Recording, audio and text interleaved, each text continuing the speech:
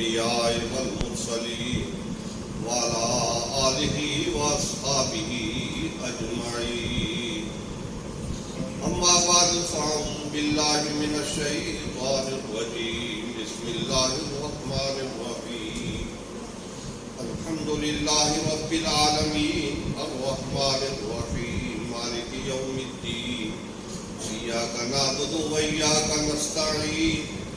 اهدنا الصراط المستقيم صراط الذين أنعمت عليهم غير المغضوب عليهم ولا الضالين.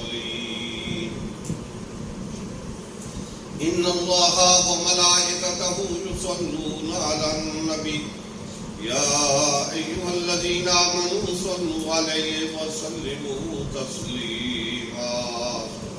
اللهم صل على سيدنا ومولانا محمد وعلى آل سيدنا ومولانا محمد وبارك وسلم. حضرات گرامی، میری خوش نصیبی ہے کہ حضرت علامہ سید نذیر حسین شاہ صاحب گیلانی دعوت برکات بلا لیا اور حضرت علامہ امتیاز صاحب صدیقی دعوت برکات بلا لیا. حضرت علامہ سید ریاض حسین شاہ صاحب اور دوسرے حضرات علماء کرام یہاں پر تشریف فرما ہے، تو ان کی موجودگی میں مجھے کچھ کہنا ہے، لیکن جو میں نے کہنا ہے وہ اور ہے اور جو اس وقت کہا گیا ہے وہ اور. دونوں موضوعات جو ہیں وہ الگ الگ ہیں، تو لہذا جو مجھے کہنا ہے میں اسی پہ بات کروں گا، اور دوسرے حضرات نے اپنے خیالات جو ہر آدمی پر اثر انداز ہوتے ہیں اور ہر جگہ اثر انداز ہوتے ہیں اس کے حساب سے انہوں نے یہاں پر گفتگو کی ہے. اور یہ صرف یہی کی بات نہیں ہے، اس وقت پورے ملک کی یہی صورتحال ہے. جہاں دو چار عالم بیٹھتے ہیں تو جس مسئلے کے اوپر بحث شروع ہوتی ہے وہ یہی مسئلہ ہوتا ہے جس پر حضرت مولانا امتیاز صاحب دعوت برکات ملالیہ نے کی ہے. حضرات گرامی، حضرت ابن عربی رحمۃ اللہ تعالی علیہ مسلمانوں میں حضور اکرم صلی اللہ علیہ وآلہ وسلم کی امت میں ایک بڑی عجیب و غریب شخصیت ہے. اصل میں کچھ شخصیات ایسی ہیں کہ وہ سب کچھ کے باوجود سامنے ہی دیکھتی ہیں، اور کچھ شخصیات اللہ تعالیٰ نے ایسی پیدا کی ہیں کہ وہ جیسے سامنے دیکھتی ہیں ایسے پیٹھ پیچھے بھی دیکھتی ہیں.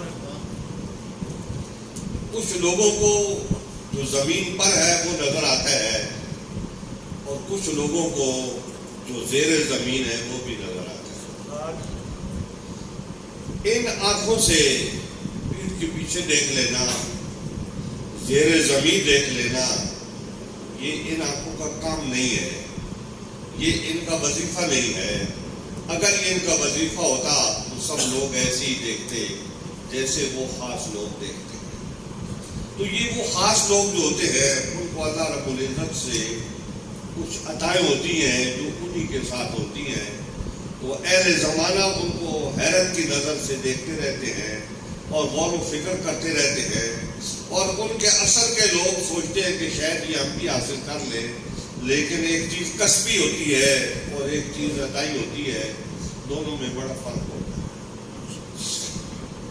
شاید آئندہ گفتگو میں عطائی پر اور کسبی پر بھی بات آئے، لیکن میں حضرت ابن عربی کے بارے میں یہ بات عرض کر دوں کہ انہوں نے خود لکھا ہے کہ میں اس زمانے میں جب میں تصوف کی طرف نہیں آیا تھا تو میں ایک امیر زادہ تھا. تو امیر زادے لوگ جو ہیں وہ ایک ان کا شوق شکار کھیلنا بھی ہوتا ہے، تو کہتے میرا بھی وہ شوق تھا، شکار کرنے جاتا تھا. ایک دفعہ میں نے اپنے ساتھی لیے اور شکار کے لیے چلا گیا. وہاں جب ہم جنگل پہ پہنچے تو ہم الگ ہو گئے. میں اپنے دوستوں سے الگ ہو گیا اور وہ دوسرے لوگ کہیں اور رہ گئے. میں نے جنگلی گائے دیکھ لی. جنگلی گائے میں نے دیکھی تو میں نے دل میں پختہ ارادہ کر لیا کہ اس کا شکار نہیں کرنا.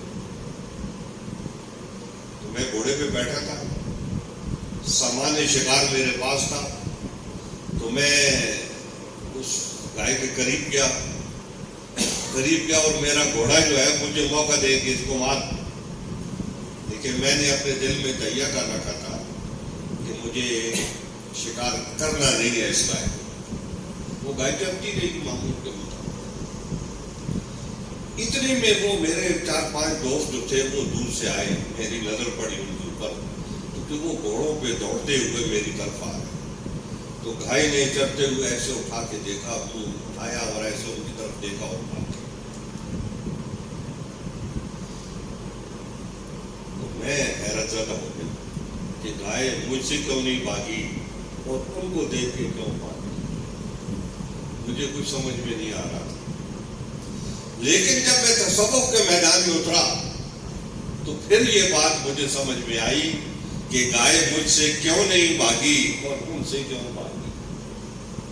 بات یہ ہے کہ جو دل میں خیالات ہوتے ہیں، جذبات ہوتے ہیں، تو وہ دوسرے تک پہنچتے ہیں. وہ میں اس کی ایک مثال دے دوں تاکہ آپ کے اوپر بات واضح ہو جائے. آپ مولوی آدمی ہو. نبی اسلام نے فرمایا کہ العین حق، کہ نظر بد حق، کہ یہ آدمی کو قبر میں پہنچا دیتی ہے اور روح کو ہانڈی میں پہنچا دے. نبی اسلام نے فرمایا نظر بد.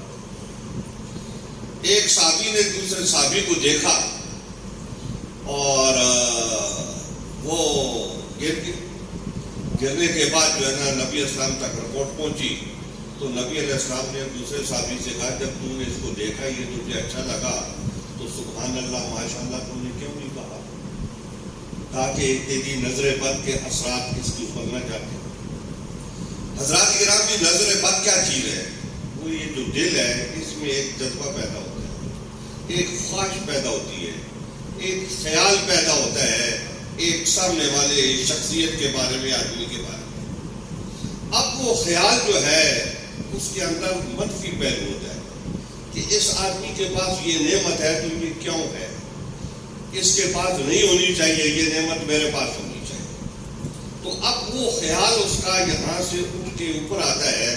تو یہ جو آنکھیں ہیں ان کے ذریعے سے، اس کی آنکھوں کی شعاعوں کے ذریعے سے اس کی آنکھوں میں جو ہے نا اس کے اثرات جاتے ہیں اور پھر اس کی آنکھوں سے دل میں اس کے منتقل ہوتے ہیں تو وہ گر جاتا ہے. تو یہ ہے نظر بد.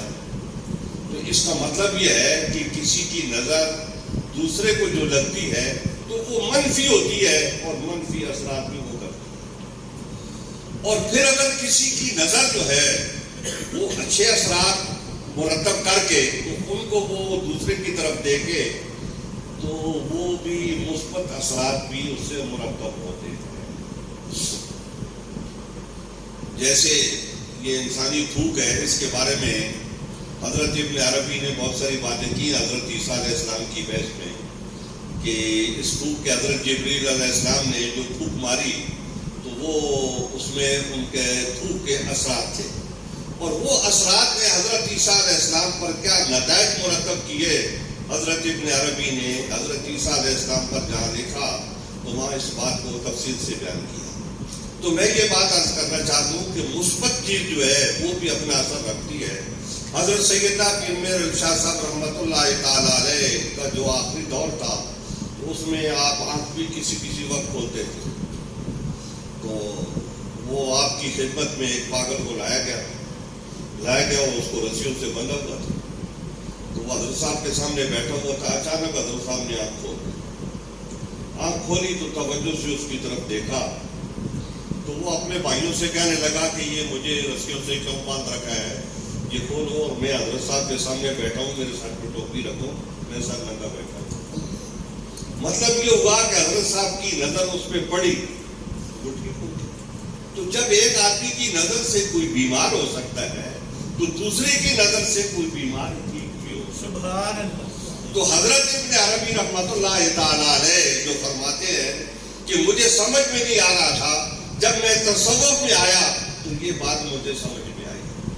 حضرات گرامی، یہ جو بات میں کر رہا ہوں یہ بہت باریک بات ہے، اور یہ وہ لوگ جو کم ذہن ہوتے ہیں، جو غبی ہوتے ہیں، جو موٹے دماغ کے ہوتے ہیں، اور جنہوں نے کچھ قواعد و ضوابط اپنی طرف سے بنائے ہوئے ہوتے ہیں، تو ان کے اندر یہ خوبی اور یہ کمال نہیں پیدا ہو سکتا۔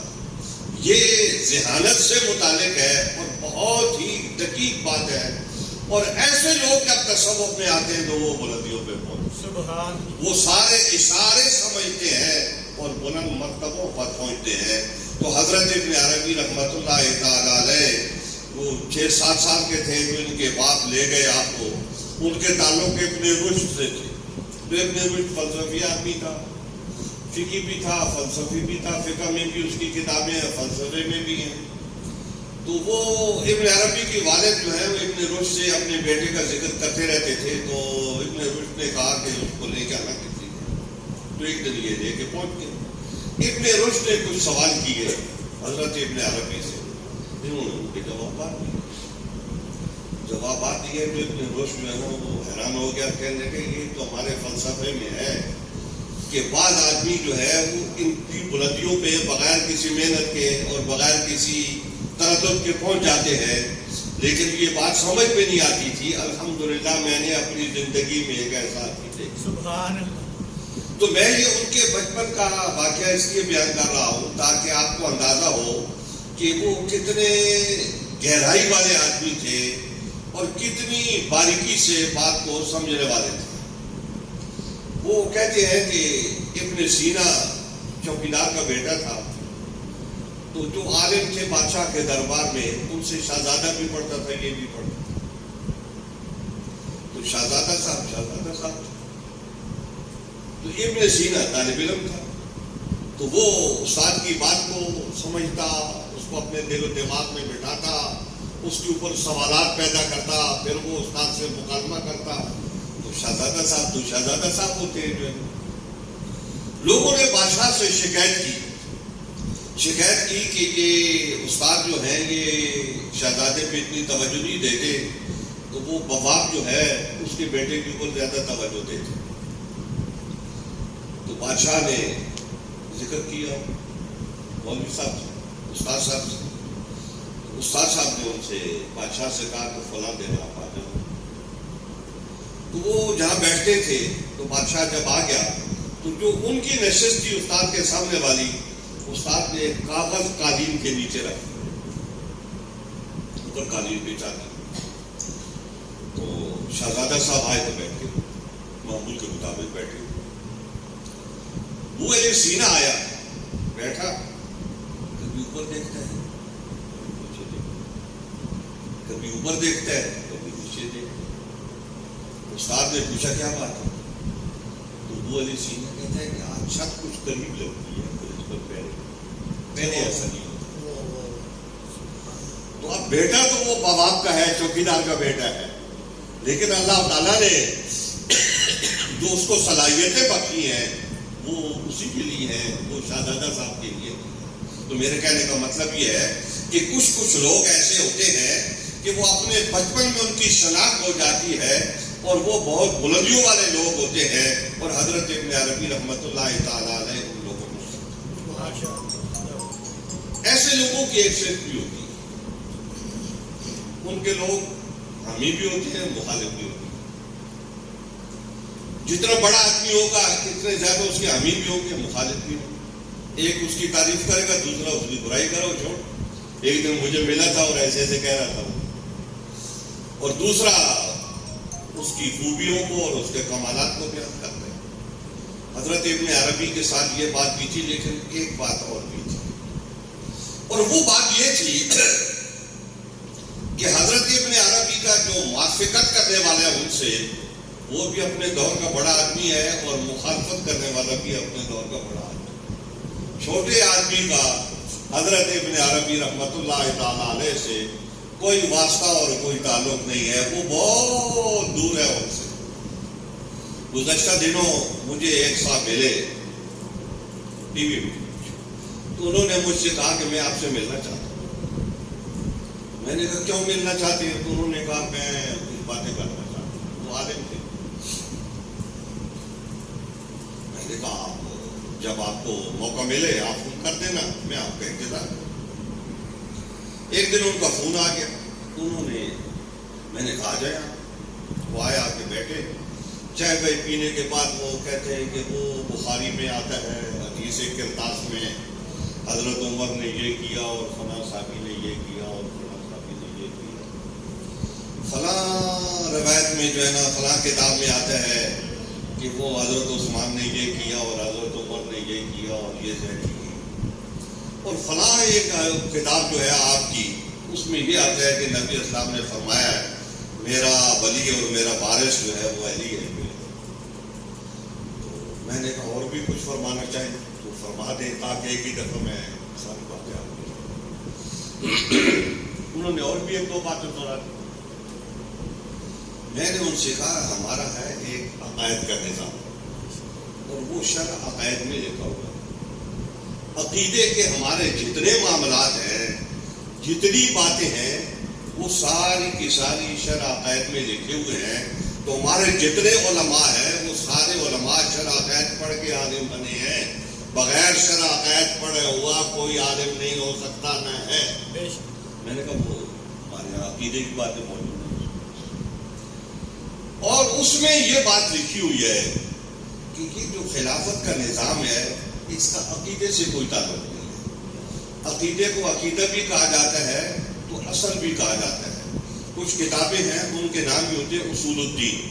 اصول الدین کا مطلب یہ ہے کہ عقائد کی جو چیزیں ہیں وہ یہاں پر ہیں، اصول میں ہے، کیونکہ ایک اصول ہے اور دوسری فروع ہے، اور فروع ہماری فقہی مسائل ہے اور اصول جو ہے وہ ہمارے عقائد کے مسائل ہیں۔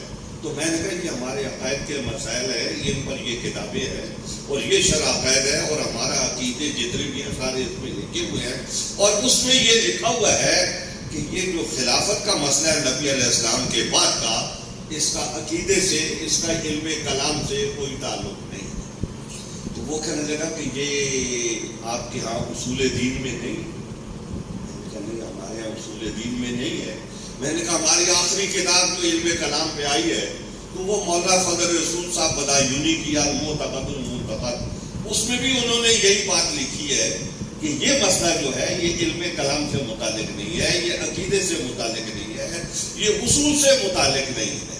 لوگ اس کے اوپر بحث کرتے رہتے ہیں لیکن یہ ہمارے عقائد میں شامل نہیں ہے۔ بقیہ ہے کہ یہ جو بات آپ کرنے آپ کہتے ہو بخاری میں یہ ہے تو فلاں حدیث کی کتاب میں یہ ہے، میں نے کہا یہ مرویات ہے، یہ مرویات ہے اور یہ ہمارے عقائد نہیں ہے، یہ اپنے قواعد و ضوابط کے ساتھ ہماری کتابوں میں آ گئے۔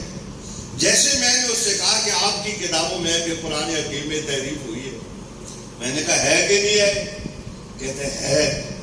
تو میں نے کہا جب آپ کی کتابوں میں ہے تو ہم آپ سے پوچھتے ہیں کہ آپ کی کتاب میں تو یہ لکھا ہوا ہے، تو آپ ہمیں یہ جواب دیتے ہو یہ مرویات ہیں، یہ ہمارے عقائد نہیں ہے۔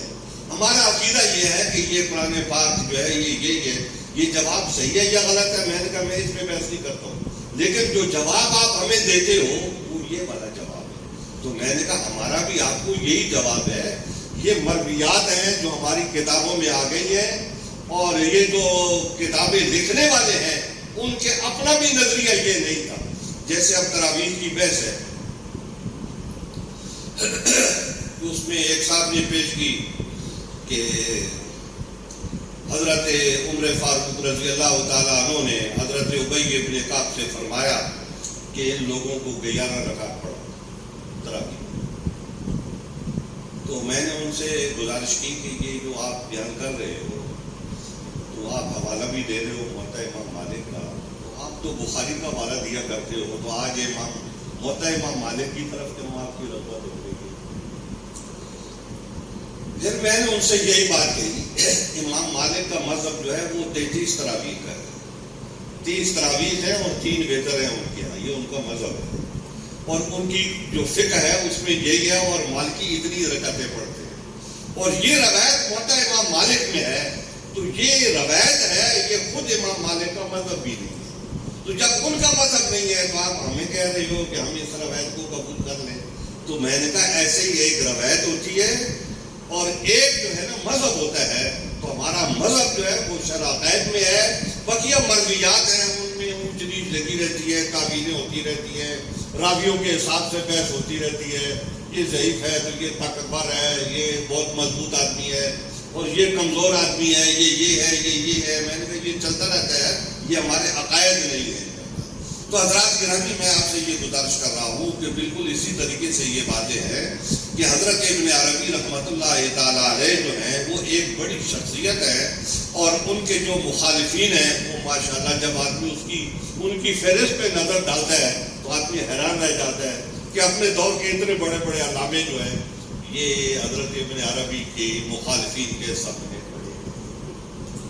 میں آپ سے ہلکی سی ایک گزارش کرتا ہوں، میں بھی دیکھنے والا ہوں۔ جب میں اپنی ٹکر کے آدمی کو جواب دوں گا تو اس وقت میری کیفیت آپ پوچھیں کہ وہ کیا ہوگی۔ میں اپنے سے چھوٹے آدمی کو جواب دوں گا تو میں اپنے آپ کو ہلکا محسوس کروں گا، یار یہ بیکار آدمی ہے، اس کو کیا جواب دے گا۔ لیکن جب اپنی ٹکر کا آدمی دیکھوں گا تو پھر میں اس کو جواب دوں گا اور مجھے بڑی طمانینت ہوگی، بڑی خوشی ہوگی کہ میرا دشمن بھی بڑا آدمی ہے، وہ بھی صاحب علم آدمی ہے۔ تو اگر دشمن جو ہے وہ دشمن ہو اور صاحب علم ہو تو اس کو عزت دینی چاہیے اس کے صاحب علم ہونے کی وجہ سے، اور علم کے اندر جتنی بات ہے وہ کرنی چاہیے، اس کو گالی نہیں دینی چاہیے، اس کو یہ نہیں کہنا چاہیے تیرا کان ٹیڑھا ہے، تیرا کان خراب ہے، تیری ناک جو ہے نا وہ پھنسی ہوئی ہے، اور تو ایسا ہے، اور تو ایسا ہے، اور تو ایسا ہے۔ ان باتوں کا علم سے کوئی تعلق نہیں ہے۔ علم جو ہے وہ دلیل سے متعلق ہوتا ہے، تو دلیل کی بات ہوتی ہے۔ تو حضرت ابن عربی رحمۃ اللہ تعالیٰ علیہ نے ہمیشہ علم کی بات کی ہے، اور انہوں نے بہت سے لوگوں کا ذکر کیا اپنی کتابوں میں، اور خصوصی لیکھوں میں بھی ذکر کیا ہے، اور نہایت احترام سے ذکر کیا۔ ان سے ان کو اختلاف تھا تو بھی احترام سے ذکر کیا ہے، اشعری سے ان کو اختلاف ہے تو اشعری کا ذکر احترام سے کیا ہے، اور کہیں معتزلہ کا مذہب انہوں نے قبول کیا ہے صفات باری تعالیٰ میں، تو اس کو بھی پورے اعزاز کے ساتھ انہوں نے قبول کیا اور ان کو عزت دی اور مرتبہ دیا ہے۔ اختلاف رائے اپنی جگہ پہ، اور جو اپنا اپنا موقف ہوتا ہے وہ اپنی جگہ پہ۔ تو حضرت ابن عربی رحمۃ اللہ تعالیٰ علیہ وہ اپنی فقہ کے لحاظ سے بنیادی طور پہ وہ مالکی تھے، مگر ان میں توسع تھا۔ فتوحات مکہ میں وہ امام شافعی کی بھی باتیں لیتے ہیں، اور بعض امام ابو حنیفہ کی بھی لیتے ہیں، اور وہاں وہ حضرت امام مالک کو چھوڑ دیتے ہیں۔ تو جو ان کو انسب نظر آتا ہے وہ اس کو قبول کرتے ہیں۔ یہ جو کتاب ہے حضرت ابن عربی کی، یہ ایک الگ دنیا سے متعلق ہے، ایک دنیا ہے آنکھوں کی کھلی ہوئی دنیا ہے۔ یہ میں دیکھ رہا ہوں، یہ ساتھی سارے بیٹھے ہیں، حضرات علماء کرام بیٹھے ہیں، ایک یہ دنیا ہے، اور ایک اور دنیا ہے، اور وہ دنیا وہ ہے کہ جب آدمی آنکھیں بند کر لیتا ہے اس کو ایک اور دنیا نظر آتی ہے۔ اب آپ کہو گے کہ ہم تو بند کرتے ہیں نظر نہیں آتی، تو یہ نظر آنے کے لیے کچھ کرنا پڑتا ہے۔ آپ عالم بنتے ہو تو 10 سال رگڑے کھاتے رہتے ہو، اور کہاں جا کے جو ہے نا وہ آپ کتابیں پڑھتے ہو، اور پھر اس کے بعد عالم بنتے ہو، اور جب یہ والی بات آتی ہے تو آپ چاہتے ہیں کہ مفت میں کہیں سے ایسی خود بخود مل جائے۔ تو حضرات گرامی، ایک چیزیں خود بخود چیزیں نہیں، کوئی چیز خود بخود نہیں بنتی، اس کو بنایا جاتا ہے تو تب وہ جا کے بنتی ہے۔ جو کسبی چیزیں ہوتی ہیں وہ کسب سے حاصل ہوتی ہے، اور جو عطائی چیزیں ہوتی ہیں وہ اللہ تعالیٰ کی عطا ہے۔ ایک ہے کسب اور ایک ہے عطا۔ یہ علم ہے، آدمی کسب کرتا ہے، آدمی انجینئر بنتا ہے، ڈاکٹر بنتا ہے، عالم بنتا ہے، یہ ساری کسبی چیزیں، جو کسب کرے گا عالم بن جائے گا۔ اور کچھ چیزیں ایسی ہیں کہ وہ اللہ تعالیٰ کی عطا ہوتی ہیں، اور وہ جس کو وہ چاہتا ہے وہ عطا فرما دیتا ہے۔ جیسے رسالت ہے، نبوت ہے، تو یہ اللہ تعالیٰ کی عطا ہے۔ اللہ اعلم حیث یجعل رسالتہ، کہ اللہ تعالیٰ نے جس کو رسول بنانا ہے وہ اللہ تعالیٰ کو پتہ ہے، تو اللہ تعالیٰ جس کو چاہتا ہے رسول بنانا ہے۔ لیکن ایک نکتے کی بات یاد رکھنا، جس کو وہ رسول بناتا ہے اس رسول کی رسالت کے، اس نبی کی نبوت کے جتنے لوازمات ہوتے ہیں وہ سارے کے سارے اس کے باطن میں رکھتے ہیں۔ یہ نہیں کہ وہ عام آدمی تھے تو ان عام آدمیوں میں سے ایک کو اللہ تعالیٰ نے کھڑا کر دیا چل تو رسول ہے، ایسا نہیں ہے۔ جس کو اس نے رسول بنانا ہوتا ہے تو اس کو اللہ تعالیٰ ایک خاص قسم کی صلاحیتیں عطا فرماتا ہے.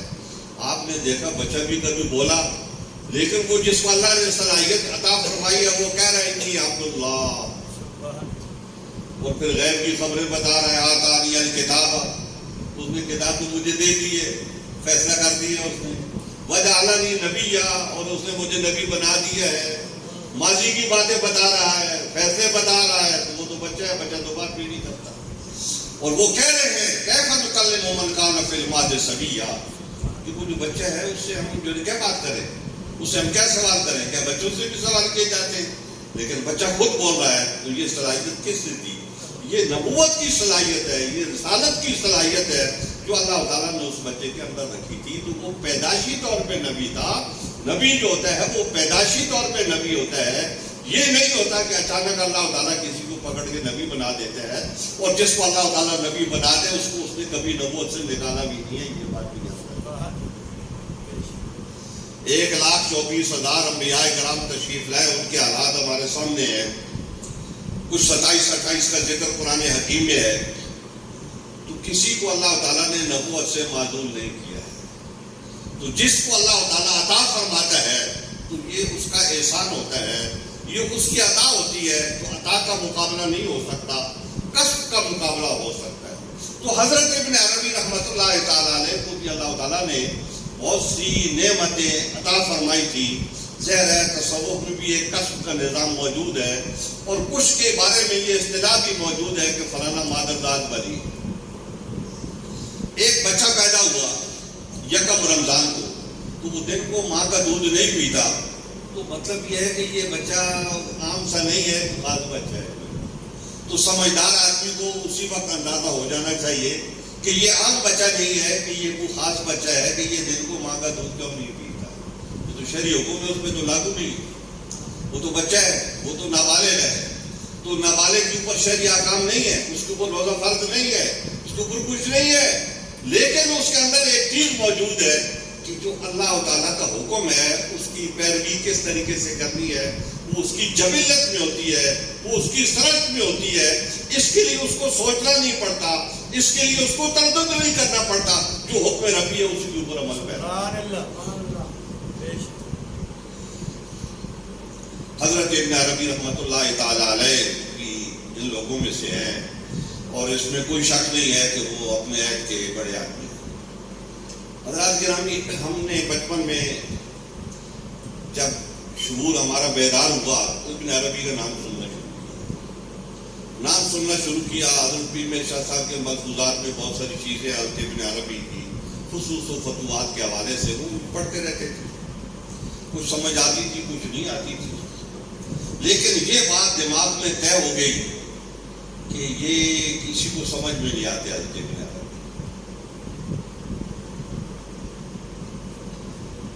سمجھ میں نہیں آتا تو ذہن میں بیٹھ کے آپ کوشش ہی نہیں کرتی. سمجھ میں نہیں آتا کیا کرنا.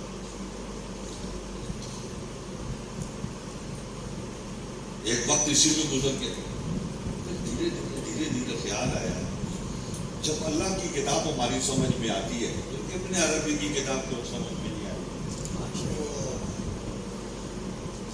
جب اللہ کی کتاب سمجھتے ہیں سارے تو ابن عربی اللہ کا ایک بندہ ہے، اس بندے کی باتیں بھی سمجھ میں آ جانی چاہیے. یہ کیا ہوا کہ سمجھ میں نہیں آئی. ہم اس کتاب کی طرف متوجہ ہوئے تو پتہ چلا واقعہ میں اتنا آسان کام نہیں ہے. اگر کوئی یہ سمجھتا ہے کہ یہ بہت آسان کام ہے ابن عربی کو سمجھ لینا، تو یہ آسان کام نہیں ہے، بہت مشکل کام ہے. لیکن آدمی کسی کا دامن پکڑ لے تو وہ بھلے دھوبی کیوں نہ ہو کہیں کنارے لگ ہی جاتے ہیں. کہیں کنارے لگ ہی جاتے ہیں. تو ابن عربی دیکھتے ہیں تو پھر وہ اس کو اپنی طرف راستہ دیکھتے ہیں. اور یہ اللہ کی شان ہے کہ والذین جاہدوا فینا لنہدینہم سبلنا، کہ اللہ تعالیٰ ارشاد فرماتا ہے جو ہماری طرف آنے کی جدوجہد کرتے ہیں تو ہم اس کو اپنی طرف آنے والا راستہ نہیں، راستے دکھا دیتے ہیں. یہ راستے ہماری طرف آتے ہیں. تو حضرت ابن عربی رحمۃ اللہ تعالیٰ علیہ کے بارے میں بھی جب کوئی جدوجہد کرتا ہے تو حضرت ابن عربی بھی اس کو راستہ نہیں، راستے بتا دیتے، آ جاؤ ادھر. کیا کہ یہ وہ لوگ ہیں جن میں خدائی صفات پائی جاتے ہیں. شیخ فرید الدین عطار نے کہا ہے کہ با صفت آئے خدا موصوف باش، پر نامے میں کہا ہے کہ جو اللہ کی صفات ہیں ان کے ساتھ اپنے آپ کو موصوف کر لو. وہ سمیع ہے تو تم بھی کان لگا کے سنو آسمان پہ کیا باتیں ہو رہی ہیں. تم بھی کان لگاؤ اور اللہ تعالیٰ فرشتوں کو کیا حکم دے رہے ہیں سنو. کوشش کرو گے تو پہنچ جاؤ گے. اور اگر آپ نے یہ طے کر لیا کہ نہیں ہمارے کان وہاں تک وہ سن نہیں سکتے تو وہ نہیں سنیں گے. لیکن اگر آپ کانوں کو حرکت دو گے تو آپ کے کان وہاں تک پہنچیں گے، ان کی طاقت وہاں تک پہنچے گی اور وہ جو سنیں گے تو وہ آپ تک پہنچے گا. ایسے ہی دیکھنے کا مسئلہ ہے. تو جب کوئی آدمی کسی طرف متوجہ ہوتا ہے تو وہ اس کو راستے ملتے ہیں. تو حضرت ابن عربی رحمۃ اللہ تعالیٰ علیہ بھی راستے دیتے ہیں اور آدمی اپنی منزل تک پہنچ جاتا ہے. اب سوال یہ پیدا ہوتا ہے، میں نے آپ سے یہ بات کہی ہے کہ یہ کتاب بالکل ایک دوسری دنیا کی. حضرت ابن عربی فرماتے ہیں کہ میں دمشق میں تھا تو میں نے خواب دیکھا 627 ہجری. خواب دیکھا کہ حضور، میں مختصر بیان کر رہا ہوں، کہ حضور اکرم صلی اللہ علیہ وبارک وسلم تشریف فرما ہے اور مجھے فرماتے ہیں کہ یہ کتاب ہے خود کو لکھوں یہ تو لکھ، اور جیسے کہا جا رہا ہے مطلب جیسے آپ پر وارد ہو اس کے حساب سے لکھو، اپنی طرف سے کوئی چیز مت لکھو.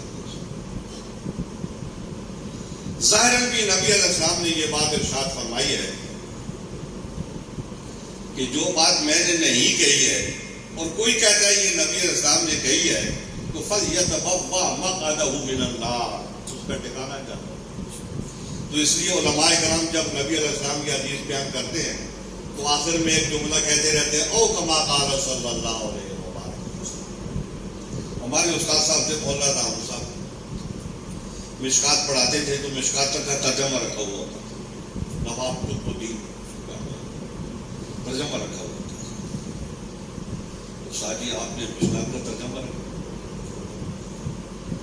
ترجمہ تو اس نے کیا، قطب الدین نے کیا، میری تو کوئی ذمہ داری نہیں. اب میں کوئی لفظ بیان کروں اور اس میں اپنی طرف سے کسی لفظ کا اضافہ کر دوں تو نبی علیہ السلام نے یہ فرمایا تو تم کیا چاہتے ہو میں جہنم میں جاؤں؟ یہ نہیں ہوگا. اب یہ جو آدمی ترجمہ کرتا ہے یہ خود ذمہ دار ہے، میں اس کا ذمہ دار نہیں. میں تو اللہ تعالیٰ سے کہوں گا باری تعالیٰ یہ اتنا بڑا عالم تھا تو اس نے مشکات کا یہ والا ترجمہ کیا تو میں ترجمے میں وہی لفظ استعمال کیا. تو یہ کیا چیز ہے؟ یہ احتیاط ہے. اسی احتیاط کی بنیاد میں او کما قال صلی اللہ علیہ وبارک وسلم کہا جاتا ہے کہ جیسا کہ نبی اکرم علیہ السلام نے فرمایا. پھر دوسری ایک بات اور بھی ہے، ایک روایت بال لفظ ہوتی ہے اور ایک روایت بالمعنی ہوتی ہے. روایت بال لفظ کی چند ایک حدیث ہے، باقی ساری روایت بالمعنی. نبی علیہ السلام نے کہیں ہن کہا تو راوی نے آگے مین کہہ دیا تو کہتے کوئی بات نہیں، کیونکہ یہ روایت بال لفظ نہیں ہے، روایت بالمعنی ہے. اس مفہوم بیان کر تو وہ یہ روایت بالمعنی جو ہوتی ہے تو اس میں بہت ساری گنجائشیں ہو جاتی ہیں. تو جب گنجائشیں ہو جاتی ہیں تو پھر اس میں یہ بے احتیاطی بھی ہو سکتی ہے کہ آدمی کوئی ایسا لفظ استعمال کر دے کہ نبی اسلام نے فرمایا ہے اور جو آپ نے نہ فرمایا. تو اس سے بچنے کے لیے وہ انہوں نے قاری صاحب نے عید پڑھی نا، مولانا صاحب نے نماز پڑھائی تو کہا رضی اللہ عنہ ورضوا عنہ کہ اللہ ان سے راضی اور وہ اللہ سے راضی ہے. تو کیا ہوا ہے ذالک لمن خشی رب، کہ یہ رب سے جو خشیت ہے یہ مقام آدمی کو اس وقت ملتا ہے جب انسان کے اندر رب سے خشیت پیدا ہو، اس کا خوف پیدا ہو، اس کا ڈر پیدا ہو، تو اس وقت آدمی جو ہے نا وہ اس منزل پہ پہنچتا ہے. تو یہ حضرات جو علماء کرام ہوتے ہیں احتیاط کرتے ہیں اور احتیاط کر کے لفظوں کے استعمال میں بھی وہ نہایت ہی محتاط طریقہ کار اختیار کرتے ہیں. تو میں یہ بات عرض کر رہا تھا کہ حضرت ابن عربی فرماتے ہیں کہ مجھے نبی علیہ السلام نے فرمایا کہ یہ لکھو اور جیسا وارد ہو ویسا لکھو.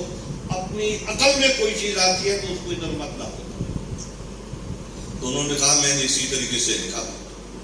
اور واقعی میں انہوں نے اسی طریقے سے کہ اپنی کتاب میں انہوں نے 27 انبیاء کرام کا ذکر کیا.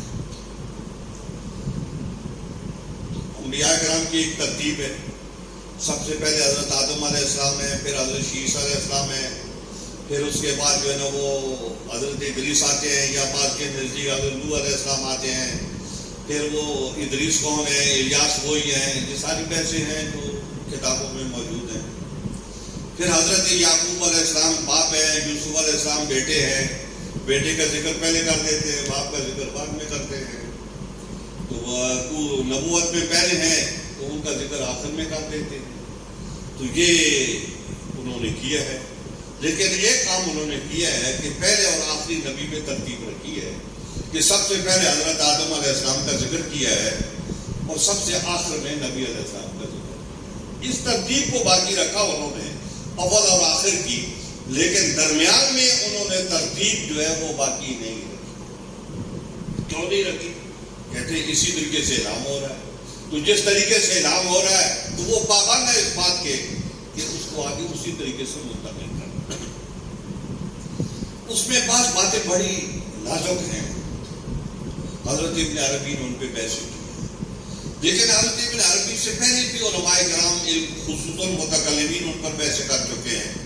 اور ظاہر ہے ان کے اوپر گھنٹوں نہیں دنوں کے اوپر بحث ہو دنوں میں تو تب جا کے آدمی کسی نتیجے پہ پہنچے کہ یہ کیا ہے. لیکن حضرت ابن عربی نے بحث کی ہے اور پھر قرآن حکیم فرقان حمید پر جو ان کو عبور حاصل ہے اس کی تفسیر میں سبحان اللہ وہ انہی تک محدود ہے. میں نے تقریباً 2 گھنٹے ان کی تفسیر کے بارے میں حضرت ابن عربی کے جو ہے نا گفتگو کی ہے. تو وہ گفتگو جو میں نے کی تو حضرت موسیٰ علیہ السلام کے حوالے سے کی. 2-3 باتیں تھیں ان کی تو میں نے کہا ان کو بیان کرتے ہیں. تو وہ اتنا لمبا ٹائم اس کے اوپر تفصیلات میں لگ گئے. اب وہ قرآن حکیم کی آیات کی جب وہ تفسیر کرتے ہیں تو علماء ظاہر سے وہ بہت مختلف ہوتے ہیں. آج جو میں بیان کروں گا اس میں وہ ایک حدیث کی شرح کریں. اس حدیث کی شرح کا ایک حصہ میں بیان کروں گا کیونکہ جو ٹائم دیا انہوں نے مجھے اندازہ تھا کہ وہ گھنٹے سوے گھنٹے کا ٹائم ہوتا ہے. تو گھنٹے سوے گھنٹے میں ابن عربی کی کسی فصل کو بیان کرنا یہ بڑا مشکل کام ہے.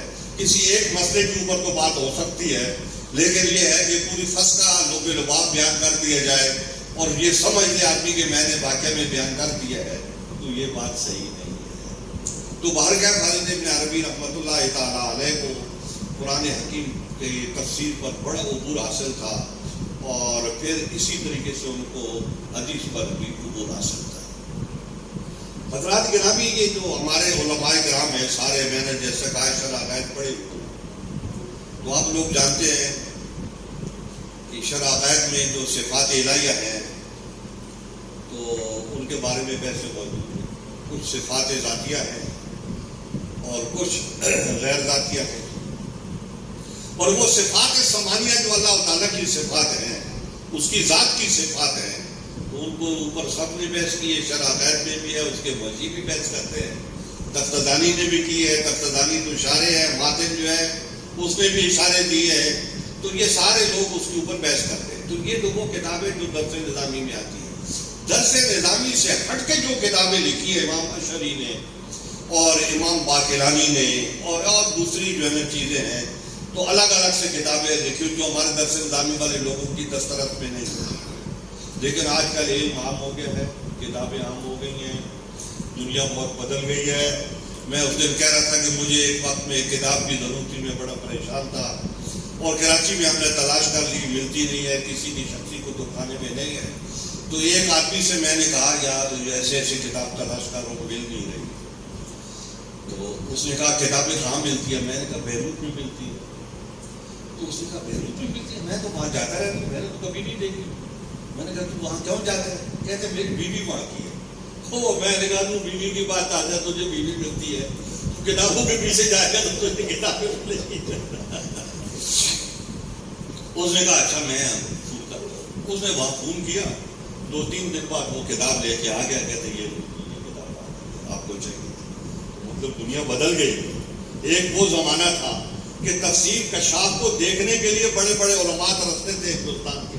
آج وہ طالب علموں کے ہاتھ میں اٹھائی ہوئی ہے کہ زماشری یہ لکھ رہا ہے، زماشری نے اس بات کو یوں بیان کیا اور اس بات کو یوں بیان کیا ہے، اس عید کے ضمن میں اس نے یہ لکھا ہے، اس لفظ کا اس نے یہ معنی متعین کیا ہے۔ میں نے کہا آج جو ہے نا وہ طالب علم کہہ رہے ہیں۔ تو حضرات گرامی وسائل بڑھ گئے ہیں اور معاملات جو ہے نا وہ بہت بدل گئے ہیں۔ یہ پرانا زمانہ نہیں ہے کہ کوئی کتاب دستیاب نہ ہو۔ پرانے زمانے میں کچھ لوگوں نے کتابیں لکھی ہیں اور ایسے جعلی طور پہ انہوں نے اپنی کتابوں میں جعلی کتابوں کے حوالے دیے ہیں، لیکن وہ آگے جا کے سارا کچھ راز کھل گیا کہ اسلام کی کوئی کتاب دنیا میں موجود نہیں ہے، اور یہ جو عبارت لکھی ہوئی ہے یہ روئے زمین میں کہیں نہیں پائی جاتی، یہ سب جھوٹ کا پرندہ ہے۔ تو اب جھوٹ جو ہے وہ آدمی کو پتہ چل جاتا ہے، وہ چھپا ہوا نہیں رہ سکتا۔ تو باہر کا علم جو ہے وہ آگے بڑھ گیا ہے، اور حضرت ابن عربی بھی میدان میں آ گئے۔ پہلے کوئی نام ہی نہیں لیتا تھا، اور اب حضرت ابن عربی کا نام جو ہے وہ لیا جانے لگا ہے۔ میں یہ نہیں کہہ رہا ہوں میری وجہ سے، ایسا نہیں ہے، بہت سے لوگوں نے ان کی کتابوں کے ترجمے کیے ہیں، ان کی شروعات لکھی ہے۔ یہ خصوص الحکم ہے۔ اس کو سمجھنے کے لیے سب سے زیادہ جو مجھے مفید ثابت ہوئی شرح اس کی، اس کو کیسری کہتے ہیں، وہ کیسری کی شرح ہے۔ اور اس کے علاوہ تقریباً انہوں نے نکلا اس کی شروعات، جب مجھے کتاب سمجھنی تھی تو کتاب سمجھنی تھی، شروعات سے سمجھنی تھی، تو میں نے اس کی 11-12 شرح جو ہے نا وہ میں نے عربی میں جمع کر دی۔ ایک فارسی کی شرح بھی میرے ہاتھ میں آ گئی۔ تو اس طریقے سے جو ہے نا شروعات مل گئی، اور اب بھی وہ ہمارے ساتھی بھی ہیں، کہیں پر بھی ان کو خصوص کی کوئی شرح ملتی ہے وہ وہاں سے خرید لیتے ہیں، مجھے بھجوا دیتے ہیں، یا جب آتے ہیں تو لے کے آ جاتے ہیں، یہ آپ کے کام کی کتاب ہے، یہ آپ اس کو پڑھیں۔ تو وہ واقعہ میں ہمارے کام کی کتاب ہوتی ہے کہ بعض مشکلات ہوتی ہیں، ایک نفس مسئلہ ہوتا ہے، ایک عبارت کی مشکلات ہوتی ہیں کہ وہ نفس مسئلہ جو ہے وہ کتاب عبارت کے مشکل ہونے کی وجہ سے دقت طلب ہوتا ہے، تو وہ جو شارحین ہیں ان کو وہ اپنے اپنے حساب سے حل کرتے ہیں۔ حضرت مولانا جامی رحمۃ اللہ تعالیٰ علیہ نے اس کے اوپر توجہ دی۔ اس کا ایک خلاصہ ہے جو شیخ صدر الدین نے کیا ہے، صدر الدین کونوی نے کیا ہے۔ وہ خلاصہ جو ہے وہ اس کی بھی انہوں نے شرح کی ہے، اور پھر آخری عمر میں آ کے خصوص الحکم کی شرح بھی حضرت مولانا جامی رحمۃ اللہ تعالیٰ علیہ نے کی ہے، اور ان کی یہ شرح جو ہے وہ قیصری کی زیادہ قریب۔ تو باہر کا میں یہ بات عرض کر رہا ہوں کہ اس کی شروعات موجود ہیں، اور یہ کتاب دعوت دیتی ہے کہ مجھے سمجھ جائے، اور جب لوگ اس کے قریب جاتے ہیں تو باہر کا یہ کتاب ان کے لیے اپنے معلومات کو کھولتی ہے، اور اپنا سینہ کو شادہ کر کے تو اپنے اندر جو چیزیں رکھی ہوئی ہیں وہ نکال کے ان کے سامنے کر دیتے ہیں۔ حضرت ابن عربی رحمۃ اللہ تعالیٰ علیہ بڑی بلند و پایہ شخصیت ہے۔ بہت عرصے کی بات ہے، ہمارے ہاں ایک مجلس ہوا کرتی تھی۔ اس مجلس میں میں واضح لفظوں میں یہ کہوں آپ سے کہ کوئی پرویزی بھی ہوتا تھا، اور کوئی اہل حدیث بھی ہوتا تھا، کوئی دیوبندی بھی ہوتا تھا، کوئی شیعہ بھی ہوتا تھا، نہیں جو ہوتا تھا تو جس کو بریلوی کہتے ہیں تو وہ نہیں ہوتا تھا۔ تو وہ میرے ایک دوست تھے، مجھے کہنے لگے یار وہ تو سارے ہوتے ہیں تو تمہارا کوئی آدمی نہیں ہوتا، تو تم بریلوی ہو؟ میں نے کہا میں تو بریلوی نہیں۔ آپ کون ہو؟ میں نے کہا میں اہل سنت و جماعت۔ کہتے ہیں یہ بریلوی؟ میں نے کہا یہ ہم سے الگ ہے، ہم اہل سنت و جماعت، ہم سمندر ہیں، یہ تو ایک نالا بنا کے بیٹھ کے تو ہم تو، میں نے کہا پورا شرق و غرب، جنوب و شمال، جہاں پر مسلمان آباد ہیں اہل سنت و جماعت، وہ ہمارے ہیں، وہ ہم ان کے ہیں۔ تو ان کے تو کچھ مخصوص زاویے ہیں، تو ان مخصوص زاویوں سے یہ جو نا ہٹ کے کوئی آدمی آ جائے اس کو تو یہ مسلمان بھی تسلیم نہیں کرتے۔ تو اس لیے جو ہے نا میں بریلوی نہیں ہوں، اگر تم مجھے بریلوی کی حیثیت سے دعوت دے رہے ہیں تو میں نہیں جاتا۔ اس نے کہا چلو بریلوی کو چھوڑو، سنت کی حیثیت سے۔ میں وہاں گیا، وہاں ایک بزرگ تھے جعفر شاہ صاحب فلواری، انہوں نے 70-80 کی قریب کتابیں لکھ رکھی ہیں مختلف موضوعات تھے۔ وہ اپنی ذات کے لحاظ سے صوفی تھے، اور بڑے نیک سیرت انسان تھے، بڑے پاک باز انسان تھے، لیکن فکر کے لحاظ سے پراگندہ تھے، بکھرے ہوئے تھے، اور کیا کیا ان کی فکر میں چیزیں طاقت۔ تو وہاں میں ان کی مجلس میں بیٹھا ہوا تھا، تو ایک صاحب لاہور سے گیا، ان کا نام تھا محمد حسین ارشی، امرتسر،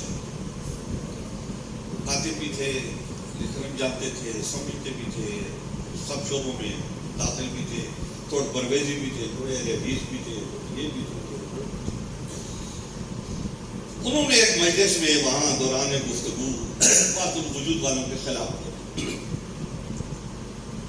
وحدت وجود والوں کے خلاف بولے، اور ان کی کتاب بھی ہے قرآن سے قرآن تک.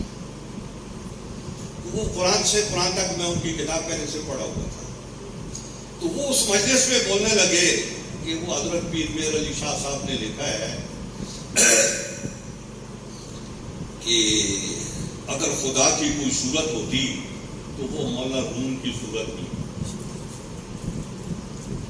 تو وہ کہہ رہے تھے یہ بات تو وجودی ایسے ہوتے ہیں.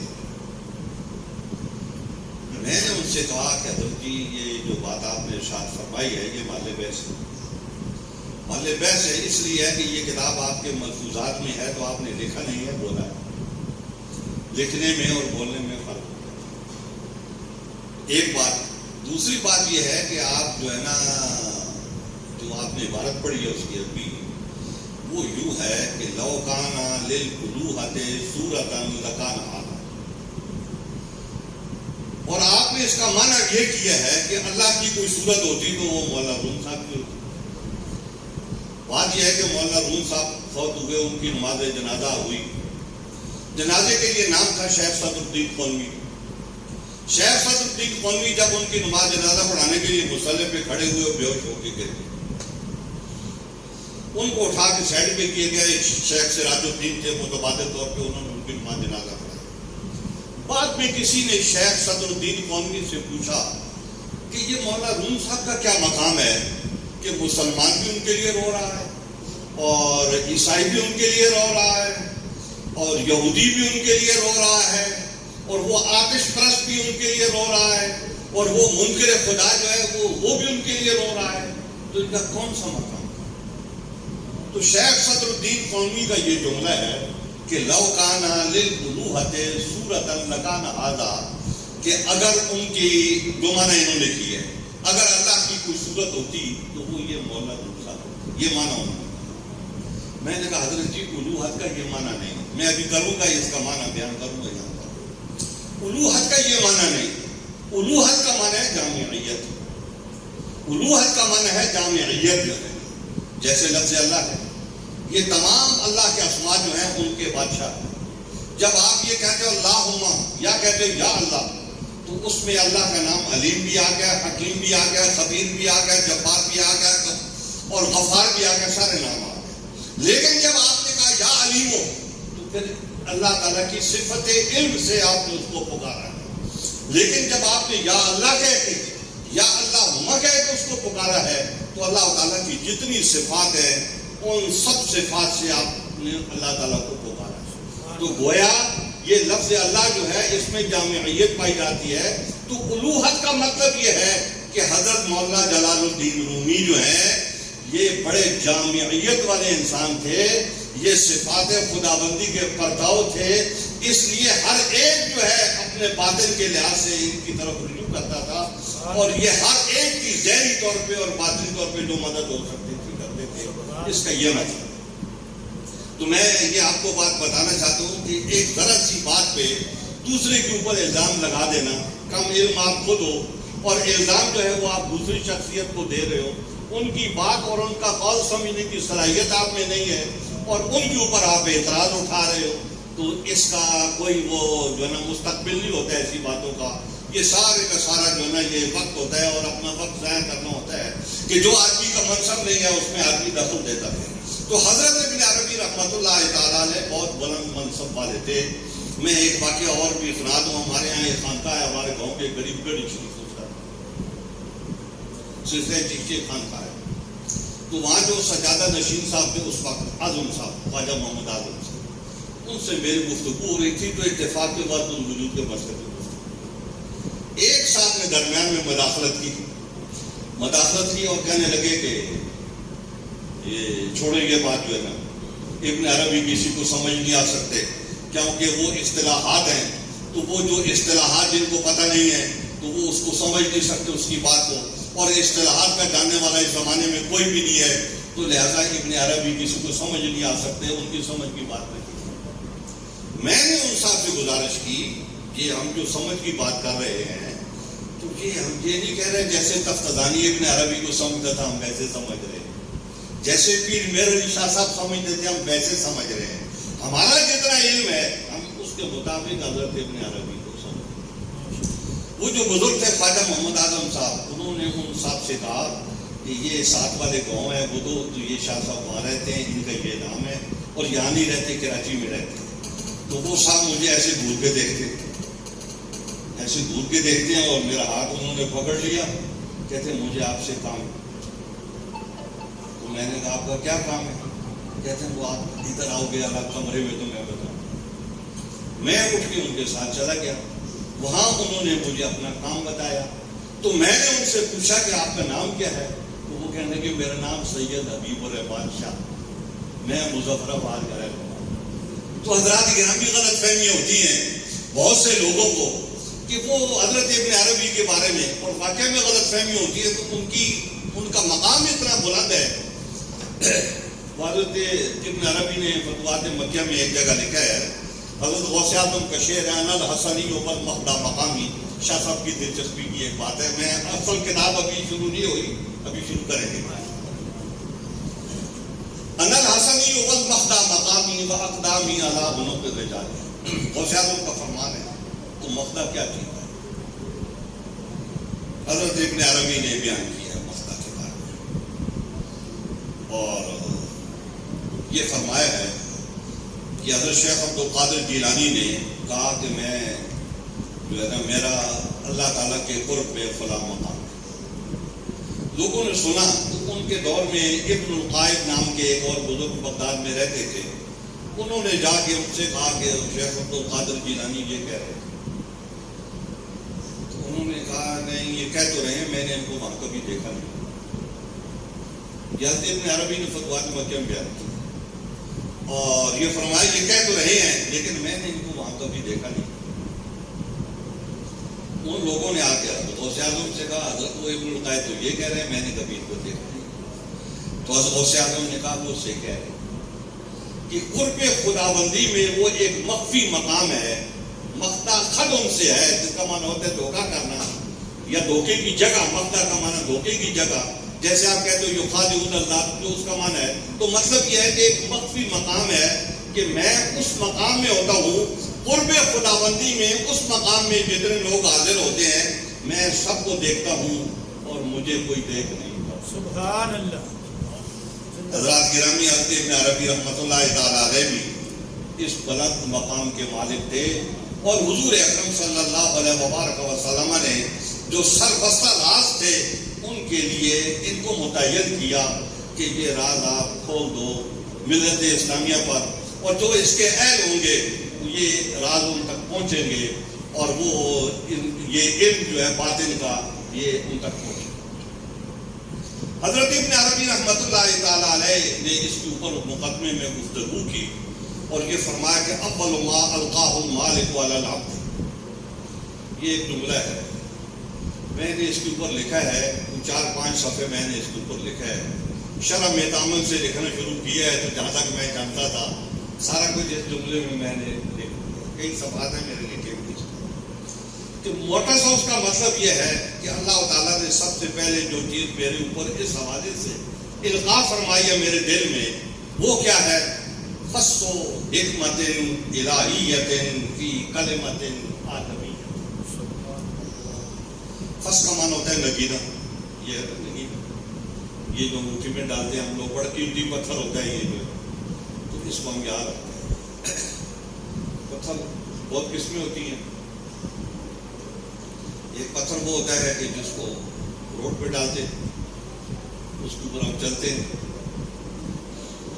اس کے اوپر ہماری گاڑیاں چلتی ہیں، اور ایک پتھر ہوتا ہے وہ بڑا قیمتی ہوتا ہے، اس کو ہم لکینہ بنا کے اس کو ہم یہاں پر، پھر بڑے لوگ جو ہوتے ہیں وہ ذرا بڑا پتھر آ جاتا ہے، کوئی نور آ جاتا ہے، اس کو اتنا سا پتھر ہے تو اس کو پہاڑ کا نام دے دیا انہوں نے، کوئی کہتے ہیں یہ ایک ہیرا ہے، تو وہ سر پہ رکھتے ہیں کیا کہ بڑا قیمتی پتھر۔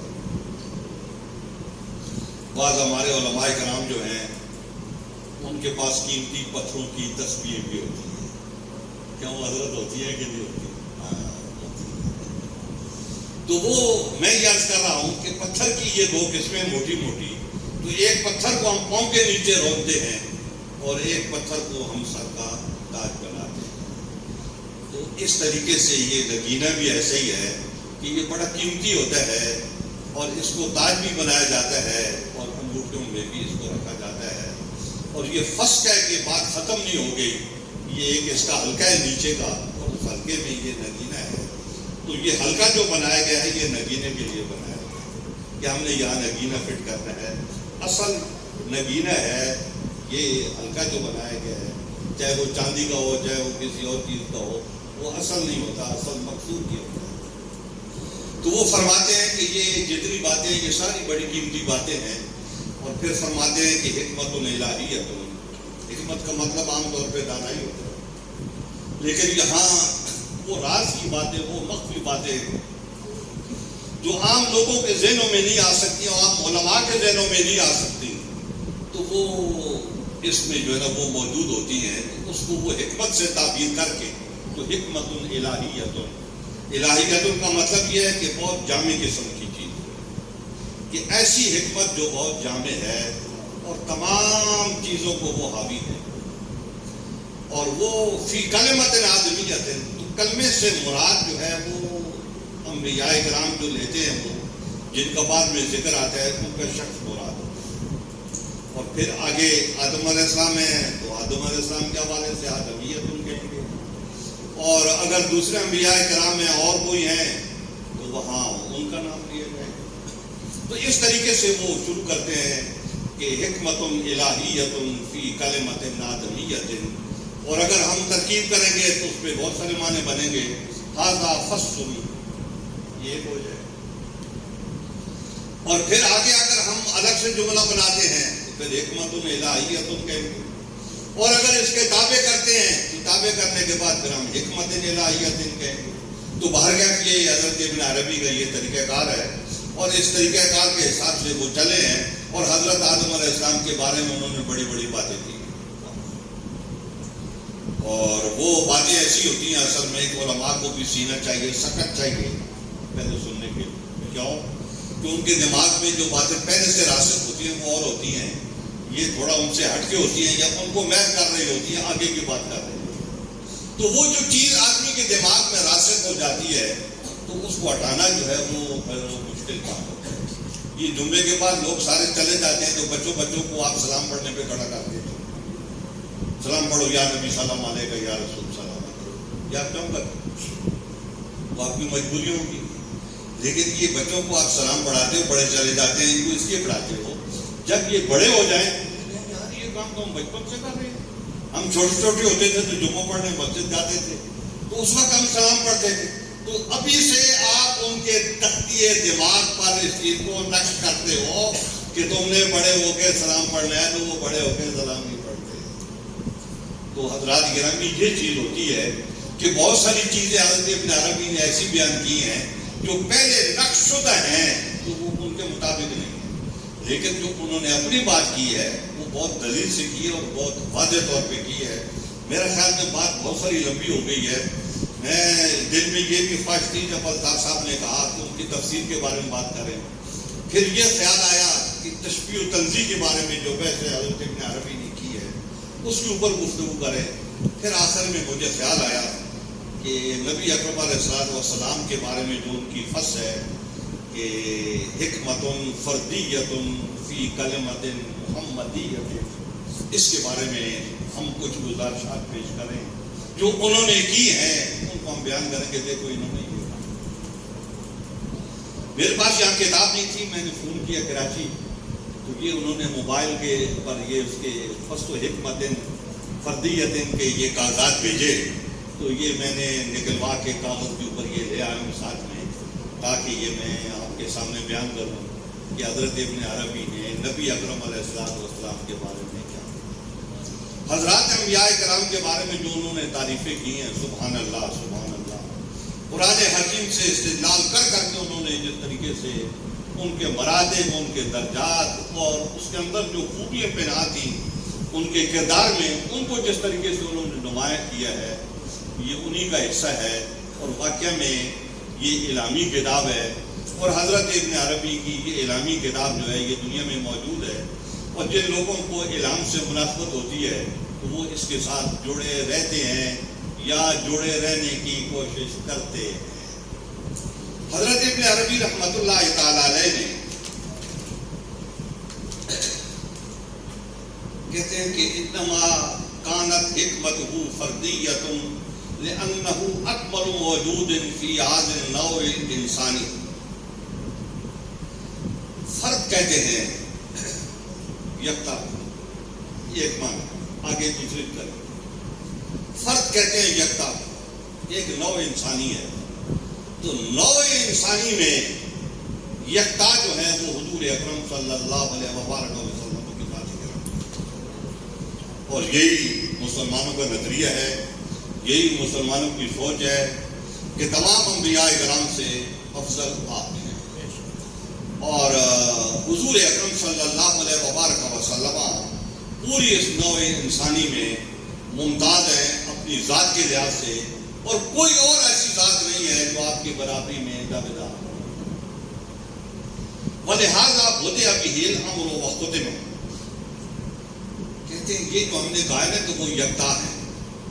یکتا وہ ہے کہ جو صرف ان میں پائی جاتی ہے وہ کسی اور میں نہیں پائی جاتی. انہوں نے حضرت آدم علیہ السلام کو یکتا بھی کہا، فردیت نہیں کہا. فرد کا حکم ان پہ نہیں لگایا، ان کی جامعیت کا حکم لگایا. ایسی حضرت یوسف علیہ السلام کا ذکر کیا ہے، حضرت یعقوب علیہ السلام کا کیا ہے، حضرت اسماعیل علیہ السلام کا کیا ہے، حضرت سلیمان علیہ السلام کا کیا ہے. تو ان میں سے کسی کو انہوں نے فرد نہیں کہا.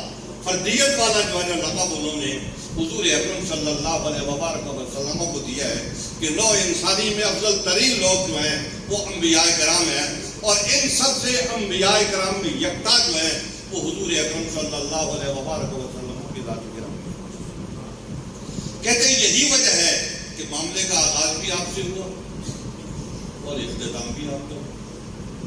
اچھا اب آغاز کیسے ہوا پہلے وہ بتاتے ہیں. کہتے ہیں کہ فکان نبی آدم بین الماء والطین، کہ جب آدم علیہ السلام مٹی اور پانی میں تھے تو آپ اس وقت بھی نبی تھے. تو وہ معاملہ جو ہے بلحاظہ بدیہ بالامر، معاملہ تو آپ سے شروع ہوا ہے. معاملہ انسانیت کا آپ سے شروع ہوا اور آپ اس میں یکتا روزگار ہیں. نوع انسانی میں سے کوئی آپ کا ہم مثل نہیں ہے.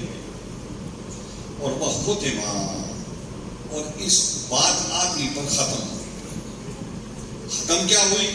کہتے ہیں ثم کان بنشأۃ العنصریۃ خاتم النبی، کہ وہ صفت ہے آغاز کی اور یہ صفت ہے اختتام کی کہ آپ آخری نبی ہیں اور آپ کے اوپر نبوت کا اختتام ہو گیا. حضرات گرامی، نبوت کا اختتام جو ہے یہ ایک بڑا اہم مسئلہ ہے کہ سوال یہ پیدا ہوتا ہے گمراہ تو لوگ آج بھی ہیں. تو پہلے نبی آتے تھے تو اب کیوں نبی نہیں آتے؟ نبی آنا کیا بات ہو گیا؟ ابھی نبی آنے چاہیے. پہلے نبی آتے تھے اللہ تعالیٰ کی ہدایت لے کے اور وہ آ کے لوگوں کو صراط مستقیم پر لگاتے تھے. تو ایسے ہی آج بھی ہونا چاہیے. تو حضور اکرم صلی اللہ علیہ وسلم نے اس سوال کا جواب دے دیا. آپ نے فرمایا ہے کہ نبوت اور رسالت منقطع ہو گئی ہے. کوئی اس کے بعد ایسا نبی اور رسول نہیں آ سکتا جو ہماری شریعت کے مطابق ہو. جو بھی آئے گا وہ ہماری شریعت کے تابع ہوگا. آگے ذکر آ رہا ہے حضرت عیسیٰ علیہ السلام کا بھی آ رہا ہے، حضرت الیاس علیہ السلام کا بھی آ رہا ہے. یہ سارے انبیاء کرام اپنے اپنے دور میں ہیں. تو عیسیٰ علیہ السلام جو ہے وہ بعد میں آئیں گے تو وہ حضور اکرم صلی اللہ علیہ وسلم کی شریعت کے تابع ہوں گے. اس کی وضاحت آگے آ گئی. پھر اب ایک اور بات کرتے ہیں فرق. حضرات گرامی، ایک طاق ہوتا ہے، ایک جفت ہوتا ہے. تو ہمیں اسکول میں بتایا جاتا ہے ایک طاق ہے، دو جفت ہے، پھر تین طاق ہے اور چار جو ہے نا وہ جفت ہے. تو بات ایسے وہ جو پہلا ہنسا ہے وہ شمار میں نہیں آتا، وہ ہنسوں میں شمار میں نہیں آتا. تو لہذا پہلا ہنسا دو کا جو ہے وہ جفت میں آتا ہے. قاعدے اور قانون اور علم والوں کے وہ جفت آتا ہے. تو تین کا عدد جو ہے یہ پہلا طاق عدد ہے اور تین کا عدد پہلا طاق عدد ہے. اور یہ اصل ہے. آئندہ جتنے عدد آئیں گے ان میں یہ تین ضرور ہوں گے. 5 ہوں گے ان میں 3 ہوں گے، 9 ہوں گے ان میں 3 ہوں گے، 11 ہوں گے ان میں 3 ہوں گے، 13 ہوں گے تو ان میں 3 ہوں گے، ایسے ہی 21 ہوں گے تو ان میں 3 ہوں گے. یہ 3 کو آپ نکال نہیں سکتے. 3 جو ہیں یہ ان کی اصل ہیں اور ان کی جز ہیں. یہ اس بنیاد پہ آگے والے جتنے عدد ہیں وہ سارے کے سارے آئیں گے.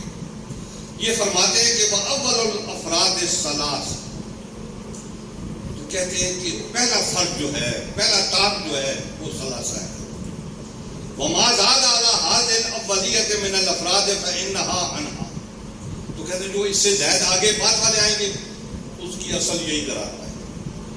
پھر فرماتے ہیں کہ فکان صلی اللہ علیہ وبارک وسلم ادل دلیل علی ربہ، کہ نبی علیہ السلام جو ہیں اپنے رب کی ذات کے اوپر سب سے بڑی دلیل. سبحان اللہ. کیسے دلیل ہے؟ کہتے ہیں دلیل بنانے کا طریقہ یہ ہوتا ہے، ایک صغرا ہوتا ہے ایک کبرا ہوتا ہے، دونوں کو آپ آمنے سامنے کرتے ہو. پھر تیسری ایک حد اوسط ہوتی ہے. حد اوسط جو ہے نا اس کو گرا کے تو آپ دلیل اپنی بناتے. تو گویا دلیل کی اصل میں 3 چیزیں. اب آپ نے کہا العالم متغیر، پھر آپ نے کہا وکل متغیر حادث، آپ نے کہا حد اوسط کو آپ نے گرا دیا تو آپ نے کہا فالعالم حادث، تو نتیجہ یہ قرار ہوا کہ عالم حادث. تو دلیل جو ہے وہ 3 چیزوں سے بنتی ہے. تو کہتے ہیں کہ حضور اکرم صلی اللہ علیہ وبارک وسلم پہلے فرد ہیں. تو جب پہلے فرد ہیں تو یہ اللہ کی ذات پر اور اس کی صفات پر اور اس کی ربوبیت پر جو ہے حضور اکرم صلی اللہ علیہ وبارک وسلم پہلی دلیل. پھر فرماتے ہیں کہ فَإِنَّهُ أُوتِيَ جَوَامِعَ الْكَلِمِ الَّتِي هِيَ مُسَمَّاتُ أَسْمَاءِ آدَم. کہتے ہیں کہ آپ جوامع الکلم عطا کی، یعنی آپ بہت جامع گفتگو کرتے تھے. جیسے وہ کہتے ہیں نا خیر الکلام ما قل ودل، کہ اچھی بات وہ ہوتی ہے کہ جو جس کے لفظ کم ہو اور معنی زیادہ ہو. اور بعض لوگ لکھتے ہیں ایسی عبارت لکھتے ہیں کہ اس کے لفظ کم ہوتے ہیں اور معنی زیادہ ہوتے ہیں. اور وہ نواب صدیق اصفر خان بھوپالی کے بارے میں کسی نے لکھا ہے کہ ان کے یہاں لفظ زیادہ ہوتے ہیں معنی کم ہوتے ہیں. تو یہ عیب ہے، یہ عربیت کے لحاظ سے، بلاغت کے لحاظ سے یہ عیب ہے کہ لفظ بہت سارے ہوں اور معنی تھوڑا سا ہو جائے. تو لفظ تھوڑے سے ہوں اور معنی بہت سارا ہو تو اس کو بلاغت کہتے ہیں. تو حضور اکرم صلی اللہ علیہ وبارک وسلم سب سے زیادہ بلیغ تھے اور سب سے جامع کلام آپ کرتے تھے. اور اس لیے کہ آپ کے ہاں جو کلام کی جزیں ہیں آپ ان کو سمجھتے تھے. اور پھر فرماتے ہیں کہ یہ جو حضرت آدم علیہ السلام کے اسماء ہیں ان کے کچھ مسمیات بھی ہیں. اس کے اوپر تھوڑی سی میں بات کرتا ہوں. ایک ہوتا ہے آیان ساختہ، جن کا ایک دوسرا نام ہے صور علمیہ. اردو کی جو کتابیں ہوتی ہیں ان میں صور علمیہ کہتے ہیں. اللہ رب العزت نے جب مخلوق کو، خلق کو پیدا کرنا چاہ، اس کے کئی پہلو ہیں. ایک پہلو اور آئے گا وہ میں آگے جا کے بیان کروں گا. یہاں پر ایک پہلو بیان کروں کہ جب اللہ تعالیٰ نے مخلوق کو پیدا کرنا چاہا، اذا اراد شیء، جب اس نے ارادہ فرمایا تو وہ جو کچھ ہونا تھا قیامت کے بعد جو کچھ ہونا تھا وہ سارے کا سارا اللہ کے علم، وہ اللہ تعالیٰ کے علم میں آ گیا.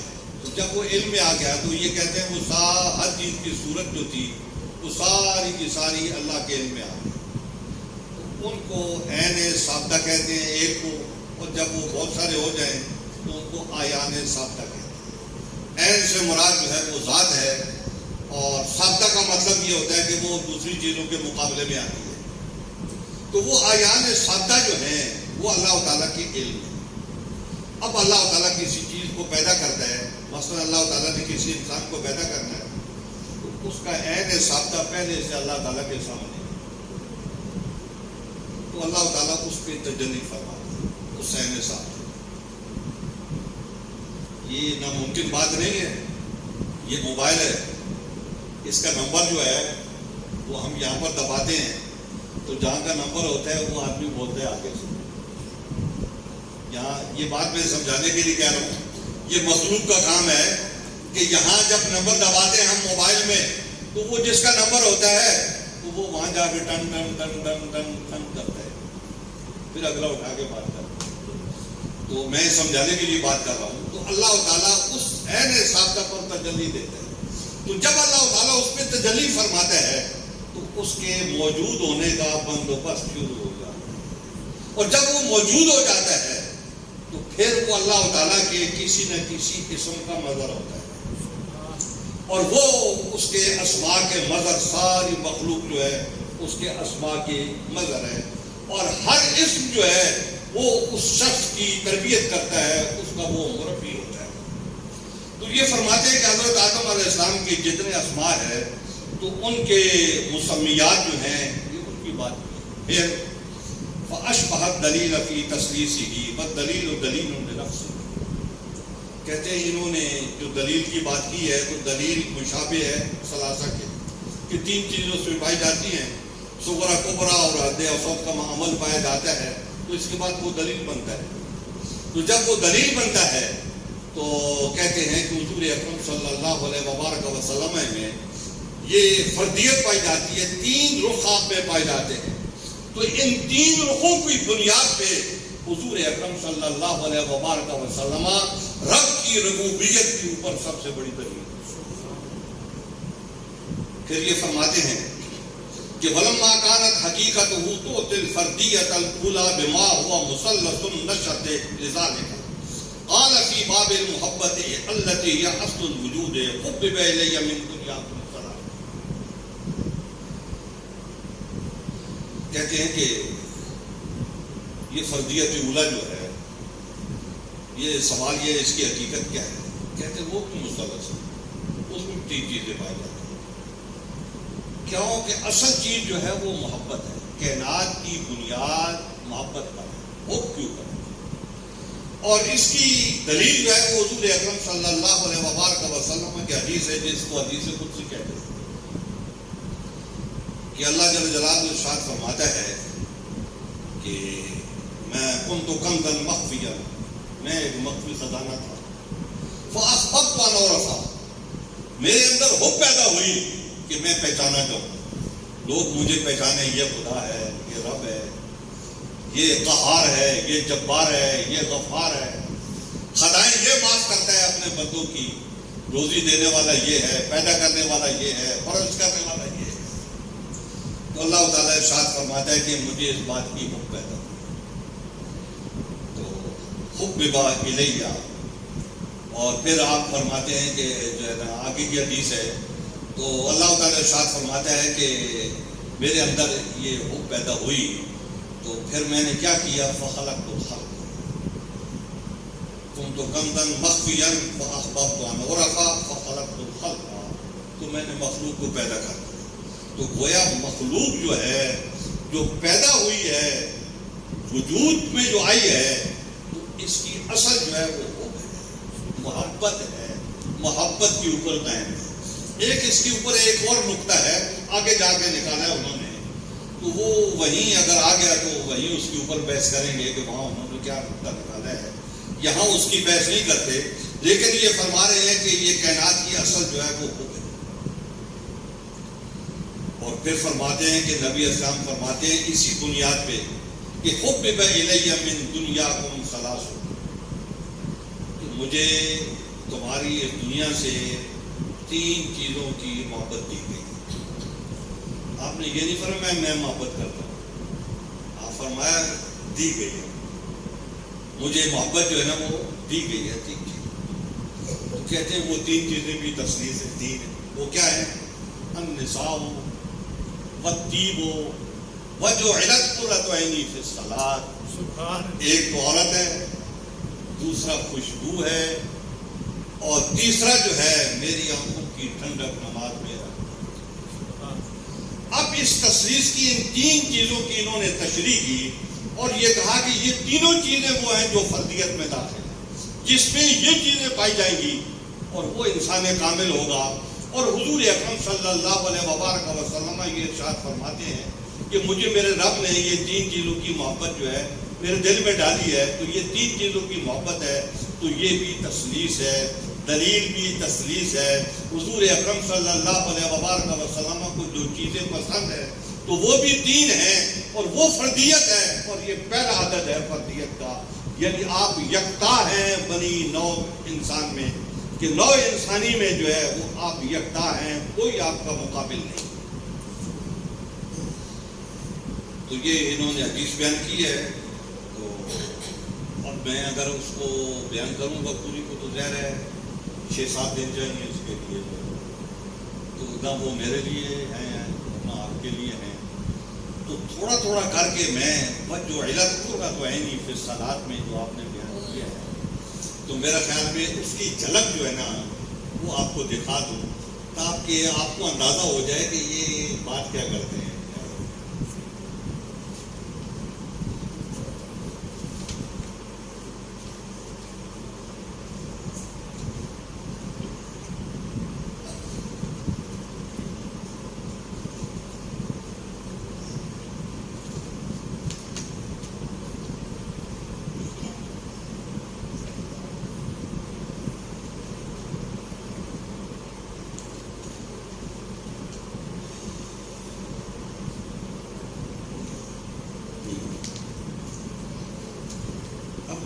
مختصر ان کی بات آپ کو سناتا ہوں۔ فرماتے ہیں کہ وَأَمَّا الثَّالِثُ الَّذِي بِهِ كُمِلَتِ الْفَرْدِيَّةُ فَالصَّلَاةُ، کہ وہ 3 چیزوں میں سے جو تیسری چیز ہے جس سے فردیت کامل ہوتی ہے، یکتائیت کامل ہوتی ہے، وہ نماز ہے، صلاۃ۔ فقال، تو نبی اسلام نے فرمایا ہے وَجُعِلَتْ قُرَّةُ عَيْنِي فِي الصَّلَاةِ، کہ میری آنکھوں کی ٹھنڈک نماز میں رکھ۔ فرماتے ہیں اللہ مشاہدت، ایک یہ نماز جو ہے یہ مشاہدہ ہے۔ مشاہدہ کیا ہے یہ خود بیان کریں گے ابھی، مشاہدہ کیا ہے، اور وہ کہتے ہیں بذالک لأنہ مناجات بین اللہ و بین عبدہ، کہ اللہ تعالیٰ نے فرمایا فاذکرونی اذکرکم، تم مجھے یاد کرو اور میں تمہیں یاد کروں، تم میرا ذکر کرو میں تمہارا ذکر کروں۔ تو یہ کہتے ہیں کہ یہ اللہ رب العزت کی بارگاہ کا مشاہدہ بھی ہے اور یہ مناجات بھی ہے اس کی بارگاہ۔ کیوں کہ جب انسان ذکر کرتا ہے تو وہ مناجات پیش کرتا ہے، اور پھر جب اللہ تعالیٰ کا ذکر بندے کا ذکر کرتا ہے تو بندے کا ذکر کرنا اللہ کا اور اللہ کا ذکر کرنا بندے کا، دونوں بڑا فرق ہوتا ہے۔ فرماتے ہیں کہ وہی عبادت مقسومۃ بین اللہ و بین عبدہ بنصفین، فنصف للہ ونصف للعبد، کما ورد فی الخبر الصحیح عن اللہ تعالی انہ قال، کہتے ہیں کہ عبادت جو ہے وہ اللہ اور بندے کے درمیان جو ہے وہ تقسیم ہے، نصف اللہ کے لیے ہے اور نصف بندے کے لیے۔ کہتے ہیں یہ بات میں تو نہیں کہہ رہا ہوں، نبی علیہ السلام نے خود فرمائی ہے کہ قسمت الصلاۃ بینی و بین عبدی بنصفین، کہ نماز جو ہے وہ تقسیم کر دی گئی ہے آدھی آدھی میرے اور بندے کے درمیان، فنصف لی ونصف لعبدی، اللہ تعالیٰ فرماتا ہے آدھی میرے لیے آدھی بندے کے لیے، ولعبدی ما سأل، اور بندہ جو سوال کرے گا تو وہ اس کا میں اس کو جواب دوں گا، جو گزارش کرے گا اس کو قبول کروں گا۔ یقول العبد بسم اللہ الرحمن الرحیم، بندہ کہتا ہے بسم اللہ الرحمن الرحیم، اور اللہ تعالیٰ فرماتا ہے ذکرنی عبدی، مجھے میرے بندے نے یاد کیا۔ سبحان اللہ۔ اب ذرا انسان خود کو دیکھے اور رب کو دیکھے، انسان بندہ رب کو یاد کرتا ہے تو یہ تو معمولی سی بات ہے، بندہ چیز کیا ہے، لیکن جب رب اپنے بندے کو یاد کرتا ہے تو اس سے بندے کی اہمیت کا بھی پتہ چلتا ہے، اور وہ جو عمل کر رہا ہے اس عمل کی اہمیت کا بھی پتہ چلتا ہے کہ وہ کتنا بڑا عمل ہے۔ یقول العبد، بندہ پھر کہتا ہے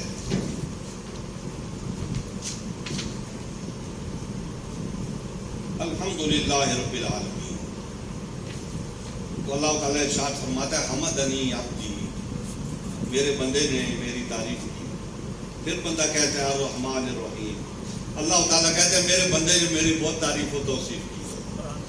پھر بندہ کہتا ہے مالک یوم الدین، تو اللہ تعالیٰ کہتا ہے مجدنی عبدی، میرے بندے نے مجھے بزرگی دی ہے، مجھے بڑا سمجھا۔ اگر آپ اللہ کو بڑا سمجھو گے تو اللہ تعالیٰ اس بات سے خوش ہوتا ہے یہ بندہ جو میرا پیدا ہوا ہے جس کے اندر بڑی اکڑ ہے، انا ربوں کو ملا لا کے دعوے کرتا رہتا ہے، تو یہ اگر عاجزی کرتا ہے اور اللہ تعالیٰ کی تعریف و توصیف کرتا ہے تو اللہ تعالیٰ کو اس سے خوشی ہوتی ہے۔ کہتے فقد الی عبدی، کہ بندے نے یہ بات کہہ کے اپنے آپ کو میرے سپرد کر دیا کہ میں اب اس کے ساتھ جو چاہوں ضرور کروں۔ کہتے ہیں کہ یہ تو خالص اللہ تعالیٰ کے لیے ہے اتنی بات۔ پھر فرماتے ہیں ایاک نعبد و ایاک نستعین، تو کہتے ہیں کہ یہ میرے اور میرے بندے کے درمیان ہے، اور جو وہ استعانت کرے گا تو یہ وہ سوال جو کرے گا تو ہم اس کو پورا کریں گے، یہ ہماری ذمہ داری ہے۔ جب کوئی بندہ ہم سے کوئی چیز مانگتا ہے تو ہم اس کو دیتے ہیں، لیکن اس میں کچھ بحثیں ہوتی ہیں، جیسے وہ حدیث بیان کی جاتی ہے کہ ایک بندہ جو ہے وہ اللہ تعالیٰ سے آوزاری کرتا ہے، اللہ تعالیٰ توجہ نہیں دیتا، پھر آوزاری کرتا ہے، اللہ تعالیٰ توجہ نہیں دیتا، پھر اللہ تعالیٰ جو ہے نا اس کو معاف کرتا ہے اور فرماتا ہے یا ملائکۃ قد استحیی من عبدی ولیس لہ غیری، کہ یہ میرا بندہ جو ہے اس کا میرے علاوہ اور کوئی ہے نہیں ہے، تو یہ بار بار مجھ سے سوال کرتا ہے، تو میں اس کی سوال کو سنتا ہوں اور اس کے جواب کو اس کا جواب دیتا ہوں، یعنی اس کی عادت کو پورا کرتا ہوں۔ پھر فرماتے ہیں کہ بندہ کہتا ہے اہدنا الصراط المستقیم صراط الذین انعمت علیہم غیر المغضوب علیہم ولا الضالین، تو اللہ تعالیٰ کہتا ہے کہ یہ میرے بندے کے لیے ہے، اور اس کے بعد جو بندہ مجھ سے مانگے گا، جو کچھ وہ مانگے گا میں اسے دوں۔ اب وہ بندہ جو مانگتا ہے اللہ تعالیٰ سے، اس پر بھی ابن عربی نے فصول میں بڑی بحث کی، کس حساب سے مانگتا ہے اللہ رب العزت سے، اس کی بڑی تفصیلی بحث انہوں نے کی ہے، اور یہ انہوں نے یہ کہا ہے کہ اللہ تعالیٰ سے مانگنا چاہیے، کیونکہ آدمی کو معلومات نہیں ہوتی کہ اللہ تعالیٰ کی تقدیر کہاں اٹکی ہوئی ہے، تو اس لیے اللہ تعالیٰ سے سوالات کرنے چاہیے اور اپنی گزارشات پیش کرنی چاہیے اس کی بارگاہ۔ تو پھر فرماتے ہیں کہ یہ جو کچھ ہے، یہ پہلے والا حصہ جو ہے نا وہ میرے لیے ہے، اور دوسرے والا حصہ آخری والا جو ہے یہ میرے بندوں کے لیے ہے۔ تو کہتے ہیں کہ یہ جو سورۃ فاتحہ جو ہے یہ واجب ہے نماز میں، تو کہتے ہیں اس کی وجہ یہی ہے کہ یہ صلاۃ مقسومہ ہے اللہ اور اللہ کے بندے کے درمیان، سورۃ فاتحہ کے ذریعے وہ اپنی گزارشات ہر رکعت میں کھڑے ہو کے پیش کرتے ہیں۔ پھر یہ فرماتے ہیں ایک اور بات کرتے ہیں، کہتے ہیں کہ وَلَمَّا كَانَتْ مُنَاجَاتٌ فَيَذِكْرٌ، یہ جو باتیں بندہ کرتا ہے یہ تو گزارشات ہیں اس کی بارگاہ میں، اور ساتھ ساتھ میں اس کا ذکر بھی ہے، اور من ذکر الحق فقط جالس الحق وجالسہ الحق، تو کہتے ہیں حدیث میں آتا ہے کہ جو اللہ تعالیٰ کا ذکر کرتا ہے تو وہ اس کا جلیس ہوتا ہے، تو جلیس وہ ہوتا ہے جو سامنے بیٹھا، جیسے اب ہم سارے جو ہے نا وہ جلیس ہیں ایک دوسرے کے، جو ہے نا ہم نے سامنے بیٹھے ہوئے بات چیت بھی کر رہے ہیں، ایک دوسرے کو دیکھ بھی رہے ہیں، تو کہتے ہیں کہ جو اللہ تعالیٰ کا ذکر کرتا ہے تو اس کا ہم جلیس ہوتا ہے وہ، یہ تو حدیث شریف میں آتا ہے، انہوں نے فرمایا ہے فی الخبر الہی انہ تعالی انا جلیس من ذکرنی، جو میرا ذکر کرتا ہے میں اس کا جلیس ہوں، تو جلیس تو سامنے ہوتا ہے، تو وہ جلیس اس کو دیکھ رہا ہوتا ہے اور یہ جلیس اس کو دیکھ رہا ہوتا ہے۔ ومن جالس من ذکرہ وهو ذو بصر حدید رآ جلیسہ، کہتے ہیں کہ وہ جو ذکر کرنے والا اگر اندھا نہیں ہے، چاہے وہ آنکھوں کا اندھا یا جو ہے نا وہ عقل کا اندھا، زیادہ تر عقل کا اندھا استعمال ہوتا ہے، تو اگر وہ عقل کا اندھا نہیں ہے تو وہ رب کو ضرور دیکھے گا، کیا ہم کو اس کا جلیس ہے، اور رب کہہ رہے کہ وہ دیکھے گا، تو اس کا مطلب یہ ہے کہ یہ جو اس کی آنکھ ہے اس میں اللہ تعالیٰ نے یہ قوت رکھی ہے کہ وہ توجہ کر سکتا ہے۔ پھر فرماتے فہذہ مشاہدۃ ورؤیۃ، کہتے ہیں کہ یہ تو مشاہدہ ہے اور رؤیت، کیوں کہ نبی اسلام نے فرمایا ہے کہ ان تعبد اللہ کانک تراہ فإن لم تکن تراہ فإنہ یراک، کہ تم اللہ کی عبادت اس طرح کرو وہ ہے کہ تم اللہ کو دیکھ رہے ہو، اگر تم اللہ کو نہیں دیکھ رہے ہو اس مرحلے پہ نہیں تم پہنچے، تم توجہ کرتے ہو کچھ نہیں ہوتا، لیکن یہ توجہ کر لو کہ اللہ آپ کو دیکھ رہا ہے۔ تو جب آپ حالت نماز میں اس کیفیت میں ہوں گے کہ میرا رب مجھے دیکھ رہا ہے، حضرات گرامی یہی سے تو آدمی کی ترقی شروع ہوتی ہے کہ آج یہ تصور کر رہے ہیں کہ میرا رب مجھے دیکھ رہا ہے، تو بل یہ اپنی آنکھوں سے جو بھی روحانی آنکھیں ہیں، زہری آنکھیں ہیں، اس سے وہ اپنے رب کو دیکھ رہے ہیں. تو یہ اس تک پہنچنے کا، اس منزل تک پہنچنے کا ایک طریقہ ہے. تو یہ فرماتے ہیں کہ اس سے جو ہے نا مصلی کا یعنی نماز پڑھنے والے کا مرتبہ جو ہے اس کا بھی اندازہ ہوتا ہے. اور پھر یہ بھی آدمی کو پتہ چلتا ہے کہ اس کو رویت حق نماز میں ہوتی ہے یا نہیں. آگے جا کے یہ اور باتیں بھی کریں گے، لیکن یہاں پر یہ کہتے ہیں کہ اگر اس کو رویت نہیں ہے تو فَلْيَعْبُدْهُ بِالْإِيمَانِ كَأَنَّهُ يَرَاهُ، تو وہ اللہ تعالیٰ کو اس عقیدے سے اس کی عبادت کرے. ایمان کا مطلب یہاں عقیدہ ہے، اس عقیدے سے اس کی عبادت کرے کہ اس کو دیکھ پائے. اس کا طریقہ کیا ہے؟ کہتے ہیں فَيُخَيَّلُ فِي قِبْلَتِهِ عِنْدَ مُنَاجَاتِهِ، جب وہ اللہ تعالیٰ سے گزارشات پیش کرے تو وہ اپنے سامنے کی طرف قبلہ کہتے ہیں جہت توجہ. قبلے کا معنی ہوتا ہے جہت توجہ. کعبہ شریف ہمارا قبلہ ہے تو ہماری جہت توجہ کہ ہم جہاں پر بھی ہوتے ہیں نماز میں اس کی طرف روکتا ہے، تو وہ ہماری توجہ کا مرکز جو ہے وہ حدیث میں آتا ہے نا کہ وَقِبْلَتُكَ الْكَعْبَةُ وَهِيَ قِبْلَةُ جَسَدِكَ وَأَمَّا قِبْلَةُ رُوحِكَ فَأَنَا وَقِبْلَتِي أَنْتَ، کہ یہ کعبہ جو ہے یہ آپ کے جسم کا قبلہ ہے کہ آپ اپنا جسم کا رخ جو ہے وَأَمَّا قِبْلَةُ رُوحِكَ فَأَنَا، لیکن آپ کی روح کا قبلہ میں ہوں. اللہ تعالیٰ فرماتا ہے آپ کی روح کا قبلہ میں ہوں. اور پھر اللہ تعالیٰ آخر میں نبی علیہ السلام سے فرماتا ہے وَقِبْلَتِي أَنْتَ، کہ اے میرے نبی آپ میرا قبلہ. سبحان اللہ. اب سوال یہ پیدا ہوتا ہے کہ نبی علیہ السلام اللہ کا قبلہ کیسے؟ تو اللہ تعالیٰ کی توجہ نبی علیہ السلام پر. قرآن حکیم میں آتا ہے نا فَإِنَّكَ بِأَعْيُنِنَا، آپ ہماری نظروں کے سامنے ہو. لفظی معنی یہ کریں کہ آپ ہماری آنکھوں کے سامنے ہو. تو گویا آپ ہماری نظروں میں ہو، آپ ہماری آنکھوں کے سامنے ہو، یعنی ہماری گرفت ہے آپ کے اوپر اور ہم آپ کی پوری حفاظت کر رہے ہیں اور آپ کو چلا رہے ہیں. تو اس طریقے سے قبلے کا مطلب یہ ہوتا ہے جہت توجہ.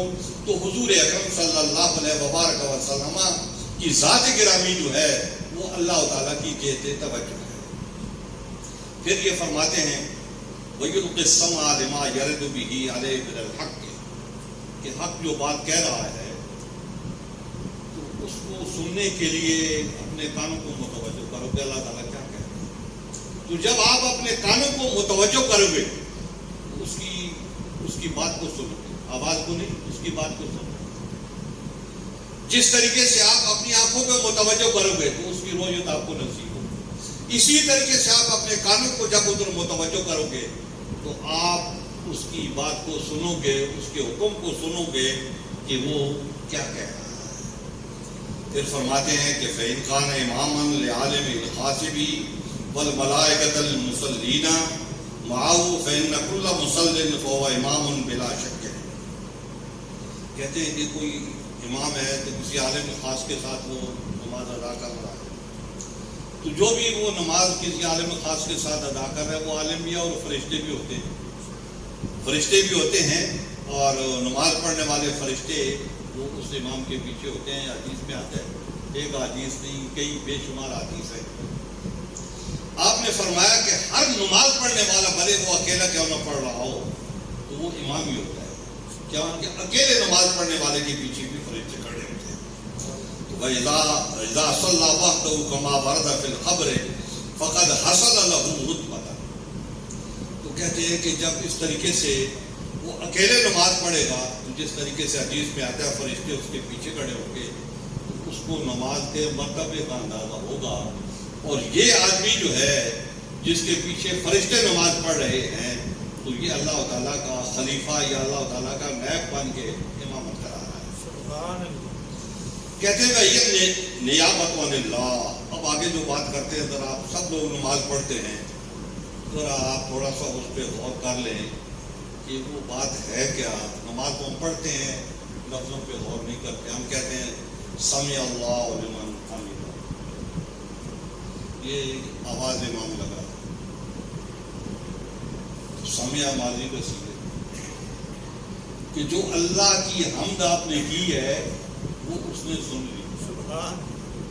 وہ امام جو ہے مصلی میں کھڑا ہو کے محراب میں کھڑا ہو کے تو وہ خبر دے رہا ہے کہ جو اللہ کی حمد آپ نے کی ہے وہ اس نے، اور امام کے ذمے اللہ نے لگایا ہے، اللہ کے نبی نے لگایا ہے کہ تو رکوع سے اٹھتے ہوئے یہ اعلان کر دو کہ جو اے لوگوں جو آپ نے اللہ کی حمد کی ہے وہ اس نے سن نعرہ تکبیر، اللہ اکبر، نعرہ رسالت، یا رسول اللہ، نعرہ ختم نبوت، زندہ باد، علماء اہل سنت زندہ باد۔ فرماتے ہیں کہ پھر ملائکہ جو ہوتے ہیں وہ کہتے ہیں ربنا ولک الحمد فإن اللہ قال على لسان عبدی سمع اللہ لمن حمدہ فانظر علو رتبت الصلاۃ وإلی أین تنتہی بصاحبہا۔ تو کہتے ہیں کہ سمع اللہ لمن حمدہ کے اوپر غور کر اور یہ سمجھ کہ نماز کا رتبہ کتنا بلند ہے اور نماز جو ہے نمازی کو کس مقام تک پہنچا دے۔ سبحان کہتے ہیں کہ فمن لم یحصل درجۃ الرؤیۃ فی الصلاۃ، جس کو رؤیت فی الصلاۃ نصیب نہیں ہے، یعنی رؤیت باری فی الصلاۃ جس کو نصیب نہیں ہے، فما بلغ غایتہا، وہ نماز کی انتہا تک نہیں پہنچا، اور ولا کان له قرۃ عین، اور اس کے لیے نماز آنکھوں کی ٹھنڈک بھی نہیں ہو سکتی۔ وہ تو کہتا ہے یہ جبر اللہ نے کر رکھا ہے، اوپر نیچے ہونا ہے، یہ سبق پڑھنا ہے، پڑھا کے فارغ ہو کے جلدی جا کے اپنے دکان پہ بیٹھنا۔ اس کے ہاں دکان کی اہمیت ہوتی ہے، کاروبار کی اہمیت ہوتی ہے، پیسے کی اہمیت ہوتی ہے، اس بات کی اہمیت نہیں ہے۔ تو یہ فرماتے ہیں کہ یہ اس کے لیے وہ قرۃ عین، آنکھوں کی ٹھنڈک نہیں ہو سکتی، لأنہ لم یر من ینادی، کہ جس سے وہ مناجات کر رہا ہے، جس سے وہ طلب کر رہا ہے، اس کو اس نے دیکھا ہی نہیں۔ جب اس کو دیکھے گا تو پھر اس کو اندازہ ہوگا، اور یہ آنکھوں کی ٹھنڈک جو ہے نا اس کے لیے۔ پھر یہ بہت ساری باتیں ہیں، یہ فرماتے ہیں کہ میں نے فتوحات مکیہ میں یہ بات بھی لکھی ہے کہ رجل کامل فی الصلاۃ جو ہے وہ کون ہوتا ہے؟ کہتے ہیں اللہ تعالیٰ نے فرمایا ان الصلاۃ تنہی عن الفحشاء والمنکر، جب تک آدمی نماز میں کھڑا ہے تو کوئی اور کام تو نہیں کر سکتا۔ اب وہ سامنے انڈا رکھا ہوا ہے تو وہ کہے کہ میں انڈا کھا لوں، انڈا تو نہیں کھا سکتا۔ پیاس لگی ہے تو گلاس پانی کا پڑا ہوا ہے تو وہ کہے کہ میں پانی پی لوں، یہ کام تو نہیں کر سکتا۔ اور حالت نماز میں وہ جب تک کھڑا ہے تو وہ غلط کام بھی نہیں کر سکتا۔ تو کہتے ہیں کہ ساری باتیں، ساری برائیاں، ساری چیزیں اس سے جدا ہو جاتی ہیں حالت نماز میں۔ اللہ، ماشاء اللہ۔ اور پھر فرماتے ہیں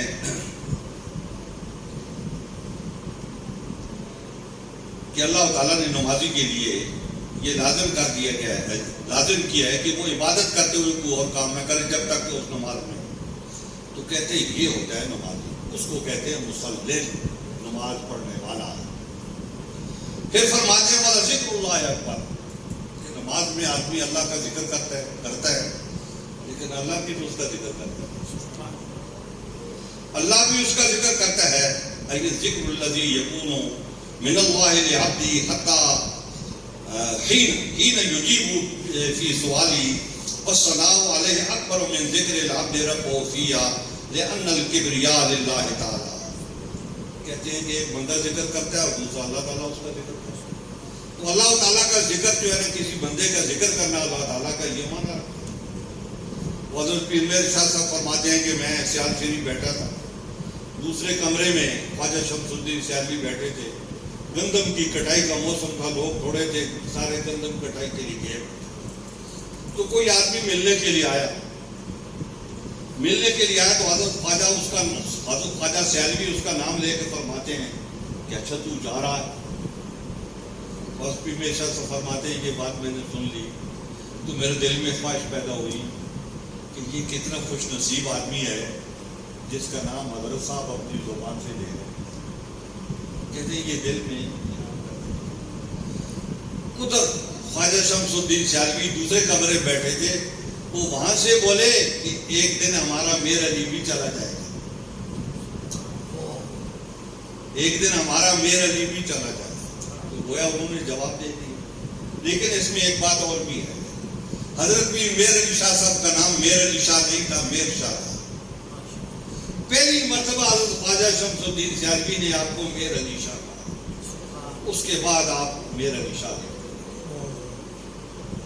ایک بات اور بھی بتاؤ، ماشاءاللہ آپ کے دور میں مخالف لوگ بھی تھے، آپ کے علماء بھی تھے، مشائخ بھی کچھ خلاف تھے، باتیں لمبی ہیں، لیکن میں ایک بات آپ کو بتانا چاہتا ہوں۔ وہ جو آپ کے معاصرین علماء یا جو مخالفت کرتے تھے، تو وہ جب آپ کا نام لکھتے تھے تو وہ میر علی شاہ نہیں لکھتے تھے، میر شاہ۔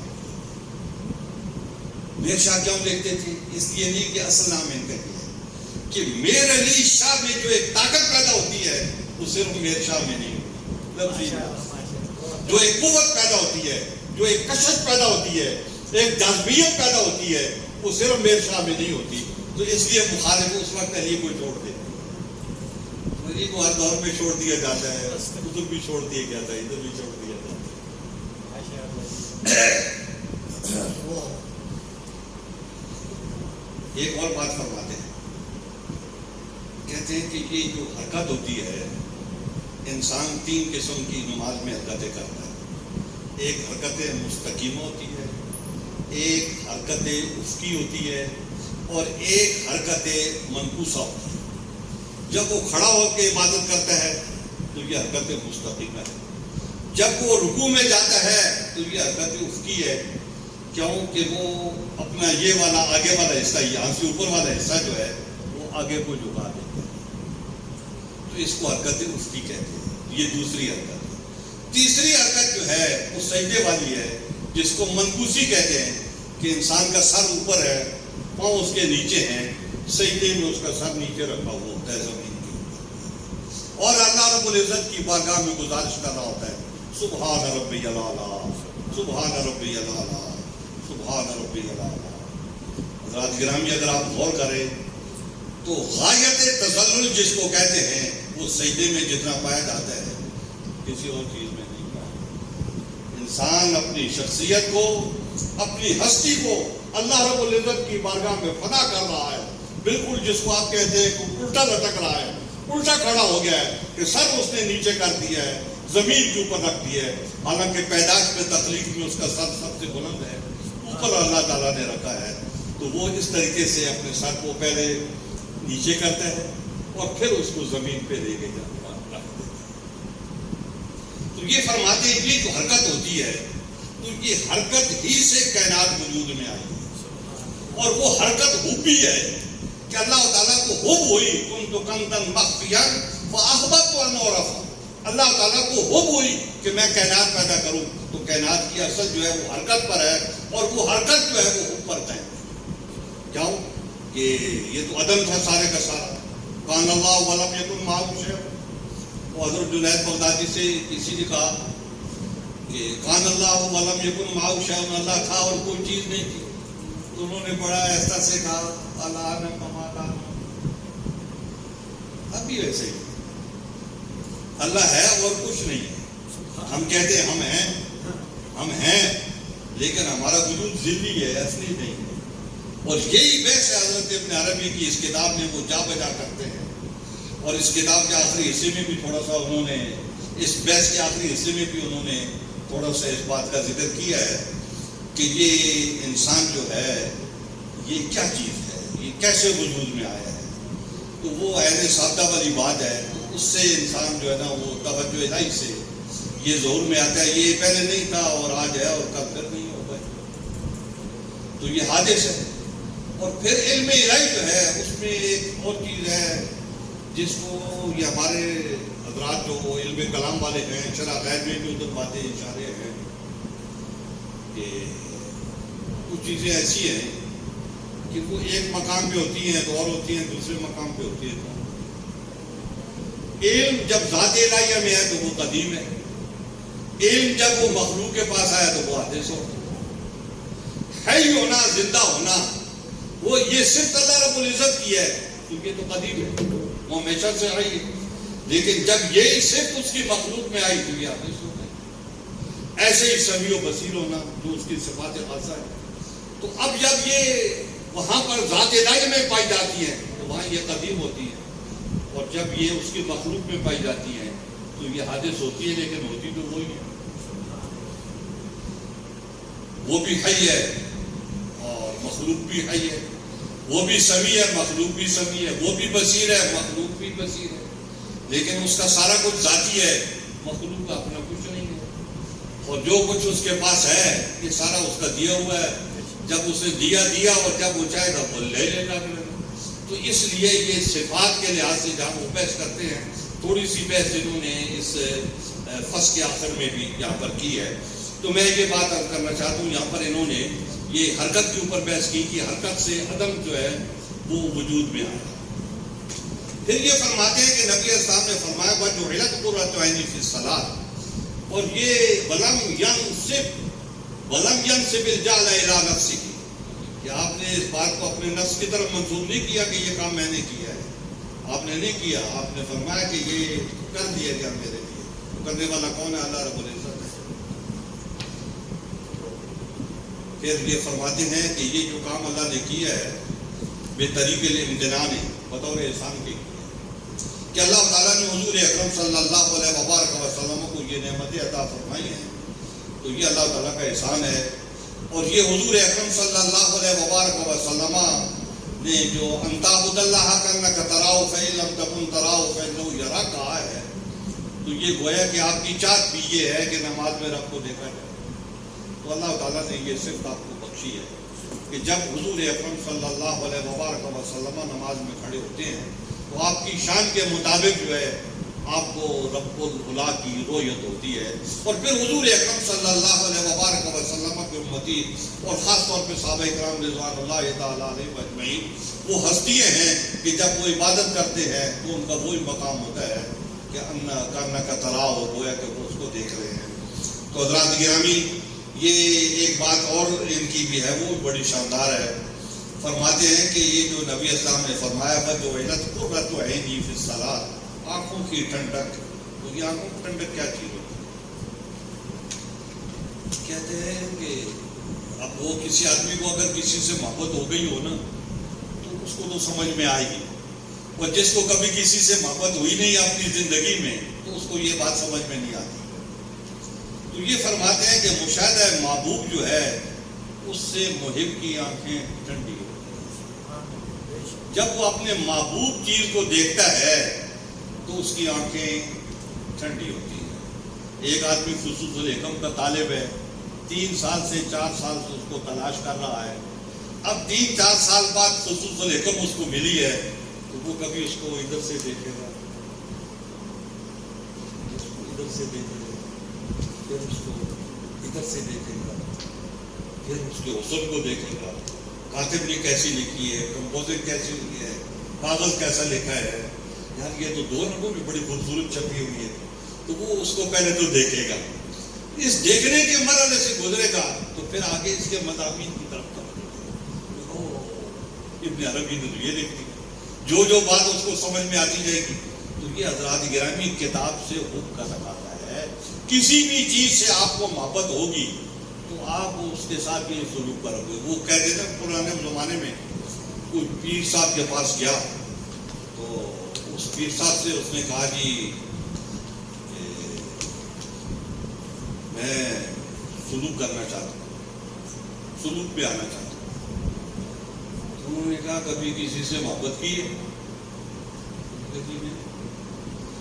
انہوں نے کہا کوئی چوپایا وغیرہ رکھا ہوا، اس نے کہا جی بیل رکھا ہوا ہے، کہتے اس بیل سے محبت شروع کر، اور ہر 2-4 مہینے بعد میرے پاس آیا کرو مجھے پتہ چلے۔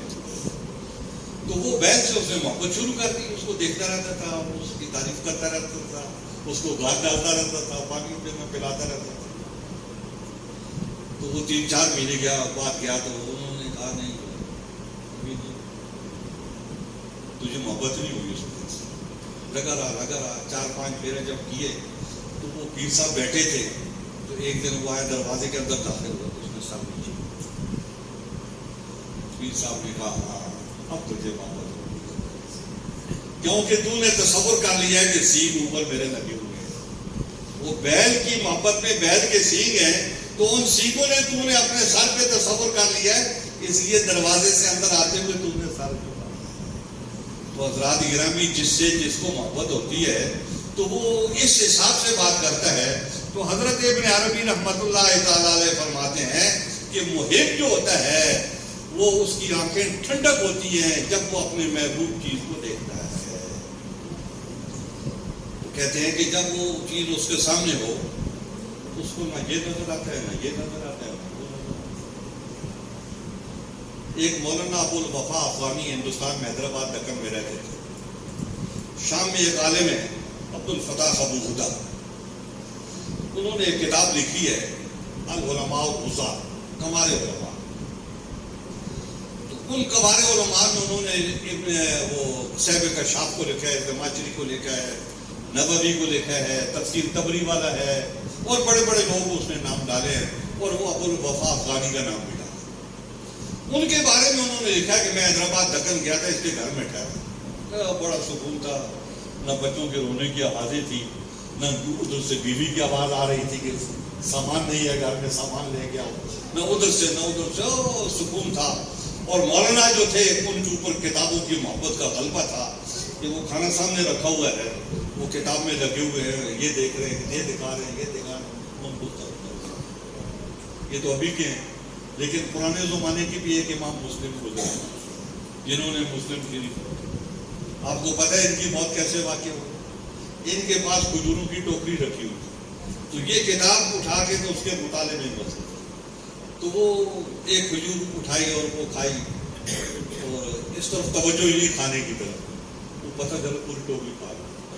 پوری ٹوکری کھا گئے تو اس کے نتیجے میں ان کی موت واقع ہوئی. اب ٹوکری جو کھا گئے وہ پوری, تو ان کو اس طرف کھانے کی طرف توجہ نہیں تھی, کتاب کی طرف توجہ. وہ حکیم محمود احمد برکاتی نے اپنے دادا کے بارے میں, مولانا برکات احمد ٹوکی کے بارے میں لکھا ہے کہ ان کو محویت آخری دور میں بہت زیادہ ہوئی اور معاملات میں ڈوب جاتے تھے, کوئی چیز سوچتے تھے تو وہ اسی میں ڈوبے رہتے تھے. ایک دن وہ نہانے کے لیے غسل خانے میں گئے تو واپس جو ہے نا ننگے نکل کے باہر آ گئے, ان کو پتہ ہی نہیں مجھے کپڑے پہننے. تو یہ حضرات گرامی اس پہ میرے ساتھ جو ایک ساتھ بیٹھے تھے انہوں نے زور سے کہہ کا لگایا. جب حکیم برکاتی صاحب نے یہ بات کی تو انہوں نے زور سے کہہ کا لگایا. تو یہ کہکی کی بات نہیں ہے, اصل میں کہہ کا وہی لگاتا ہے جو شوق کا آدمی نہیں ہے, جو کتابوں کی محویت رکھتا ہے, کتابوں سے تعلق رکھتا ہے, یا کسی بھی چیز سے تعلق رکھتا ہے, اللہ کرنے سے تعلق رکھتا ہے, اس کو بھی ایسی محویت ہوتی ہے. ادھر ساتھ میں دھوم دھڑکے ہو رہے ہوتے ہیں اور وہ اپنا منصوب بیٹھا ہوتا ہے, اس کو پتہ ہی نہیں ہے کہ پڑوس کو. تو یہ ایک محویت کا عالم ہوتا ہے. تو اسی طریقے سے جس سے محبت ہوتی ہے تو جب وہ اس کو چیز مل جاتی ہے تو پھر وہ اس میں ڈوب جاتا ہے, اس کو دیکھتا ہے, اس کے حسن کی تعریف کرتا ہے, اس کے کمالات بیان کرتا ہے. جیسے بہت سارے باپ ہوتے ہیں تو وہ اپنے ہم عمروں سے جب ملتے ہیں تو بیٹے کی تعریف کر رہے ہوتے ہیں, بیٹا میرا یہ کیا, وہ آپ کو پتہ چلا اس نے یہ کیا, تو وہ اس کے کمالات اپنے دوستوں کو سنا رہا ہوتا ہے. حالانکہ باپ کے کمالات بیٹے کو سنانے چاہیے, لیکن باپ جو ہے وہ محبت میں اتنا ڈوبا ہوا ہے کہ وہ بیٹی کی خوبیاں جو ہیں وہ اپنے دوستوں کو بتا رہے ہیں, وہ یہ بھی ہے, وہ یہ بھی ہے, وہ یہ بھی ہے, اتنے کماتا ہے, گاڑی لے لی ہے اس نے, اسلام آباد میں اس کو بنگلہ مل گیا ہے. تو اسلام آباد کا بنگلہ تو اس کے نزدیک بہت بڑی چیز ہے. جس کے نزدیک بنگلے کی اہمیت ہے, جس کے نزدیک اسلام آباد کی اہمیت نہیں ہے, تو اس کے نزدیک بنگلہ کیا مطلب. جب اسلام آباد کی بنیاد رکھی جا رہی تھی تو میں گولے شریف پڑھتا تھا, حفظ کرتا تھا. حکومت وقت اس وقت ایوب خان تھی, انہوں نے حضرت بابوی رحمۃ اللہ تعالی علیہ کو دعوت دی. انہوں نے کہا میں بنیاد, پھر انہوں نے خواجہ قمر الدین صاحب سیالوی کے ذریعے بات کی. تو انہوں نے الباؤ جی نے کہا آپ مشائخ ہو, آپ بزرگ ہو, تو آپ جائیں, میں مشائخ میں شمار ہی نہیں ہوتا ہوں. تو وہ مشائخ کو دعوت دے رہا ہے, مشائخ میں پھر سفیر عراق سید عبد القادر گیلانی, انہوں نے سمجھا ان کی بات مانیں گے تو ان کے ذریعے سے بات کی. تو بھی حضرت بابو جی نے کہا میں فقیر آدمی ہوں, میں مشائخ میں ہوئی نہیں, میں شیخ بھی نہیں. پھر پیر دیول صاحب کو انہوں نے آخر میں بھیجا کہ اسلام آباد کی بنیاد رکھنی ہے, سارے مشائخ آئیں گے تو اس میں آپ کو بھی دعوت ہے, تو آپ بھی تشریف لائیں گے. تو پیر دیول صاحب اصل سے پہلے وہاں پر آئے اور حضرت صاحب کو دعوت دی. تو حضرت بابو جی نے کہا میں تو اپنے باپ کا نوکر ہوں, 10 روپے روزانہ کی تنخواہ میرے باپ نے میری مقرر کی تھی, آج بھی 10 روپے لے کے میں تنخواہ داری پہ کام کرتا ہوں. میں تو سجادہ نشین نہیں ہوں. تو انہوں نے کہا کہ دیول نے کہا خواجہ قمر الدین صاحب آئیں گے. انہوں نے کہا وہ سجادہ نشین ہے, وہ بڑے آدمی ہیں, ان کو آنا چاہیے اور آپ کو ان کو بلانا چاہیے, لیکن میں اس کام میں نہیں. تو میرے کہنے کا مطلب یہ ہے کہ جس آدمی نے دنیا کو لات ماری ہوئی ہو تو اس کے نزدیک بنگلے کی کیا اہمیت ہے, بنگلہ کیا چیز ہوتی ہے. اپنا گھر جو ہے وہ ہمارے استاد صاحب تھے, بچوں کو پڑھاتے تھے, حضرت صاحب نے پوتیوں کو, تو وہ کہتے تھے حضرت بابا جی کا اپنا گھر اندر سے مجھے دیکھنے کا بڑا شوق تھا. تو وہ شوق پورا کرنے کے لیے میں نے ترکیبیں لڑائی. تو حضرت بابا جی جس مکان میں رہائش پذیر تھے کمرے میں, تو اس کمرے میں میں چلا گیا. تو مجھے دیکھ کے حیرت ہوئی کہ اندر سے وہ کمرہ پلستر بھی نہیں ہے, ہر سال اس پہ چونا کر دیا جاتا ہے, جیسے اینٹیں لگی ہوئی ہیں اسی کے حساب سے اوپر چونا کر دیا جاتا ہے. تو میں نے کہا یہ ہوتے ہیں فقیری میں امیری, امیری میں امیر کے امیر, فقیر کے فقیر. سب کچھ ہے لیکن سسٹم ان کا جو ہے نا وہ. تو یہ اس بات کو مطلب ہے جو چیز جس آدمی کے نزدیک اہمیت رکھتی ہے تو وہ اس میں ڈوبا ہوا ہوتا ہے اور وہ اسی میں فنا ہوتا ہے, اس کو گرد و پیش کی خبر نہیں ہوتی. تو حضرت ابن عربی یہاں پر جو ہے نا یہی بات ارشاد فرما رہے ہیں. اور پھر آخر میں ایک بات اور بھی کرتے ہیں, التفات کا ایک لفظ ہے. تو نماز میں ادھر ادھر دیکھتے ہیں لوگ, اور جو نہیں دیکھ پاتے تو وہ یوں کر کے دیکھتے ہیں, کیونکہ سر تو نہیں ہلا رہے, سر کا رخ تو نہیں بدل رہے, یا آنکھوں کو پھیر کے دیکھتے ہیں فلانا آدمی کیا کر رہا ہے. وہ مدرسے کے ناظم صاحب تھے, تو وہ نماز پڑھ رہے تھے, طالب علم بھی مسجد میں ادھر ادھر, تو ان کو میں نے دیکھا کہ وہ آنکھوں کو پھیر کے طالب علموں کو دیکھ رہے ہیں.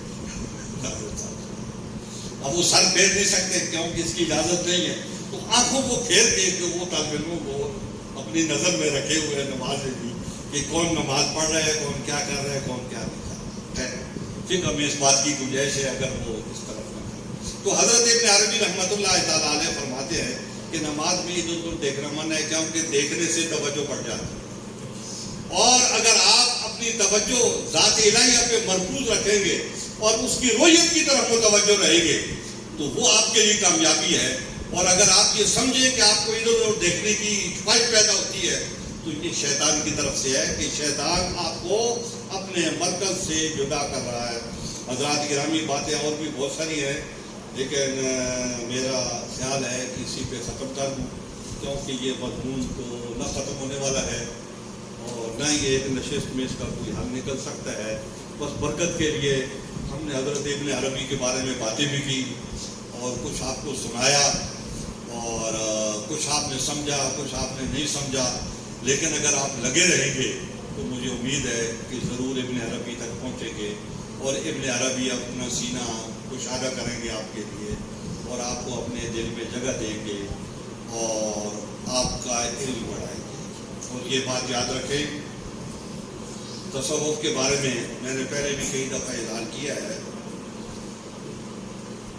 کہ وہ مولانا روم صاحب نے فرمایا صد کتابوں صد فرق در نار ہوں روح دل را جانے پہ دلدار. یہ کتابوں کو آگ میں ڈالو, اصل کرنے کا کام یہ ہے کہ اپنا دل اس کی طرف کوئی جو باتیں یہ کہہ رہے ہیں. تو اب جب آدمی تصوف میں آتا ہے تو یہ مشق شروع کرتا ہے اس کی طرف رجوع کرنے کا, تو کتابوں سے تعلق کم ہوتا ہے,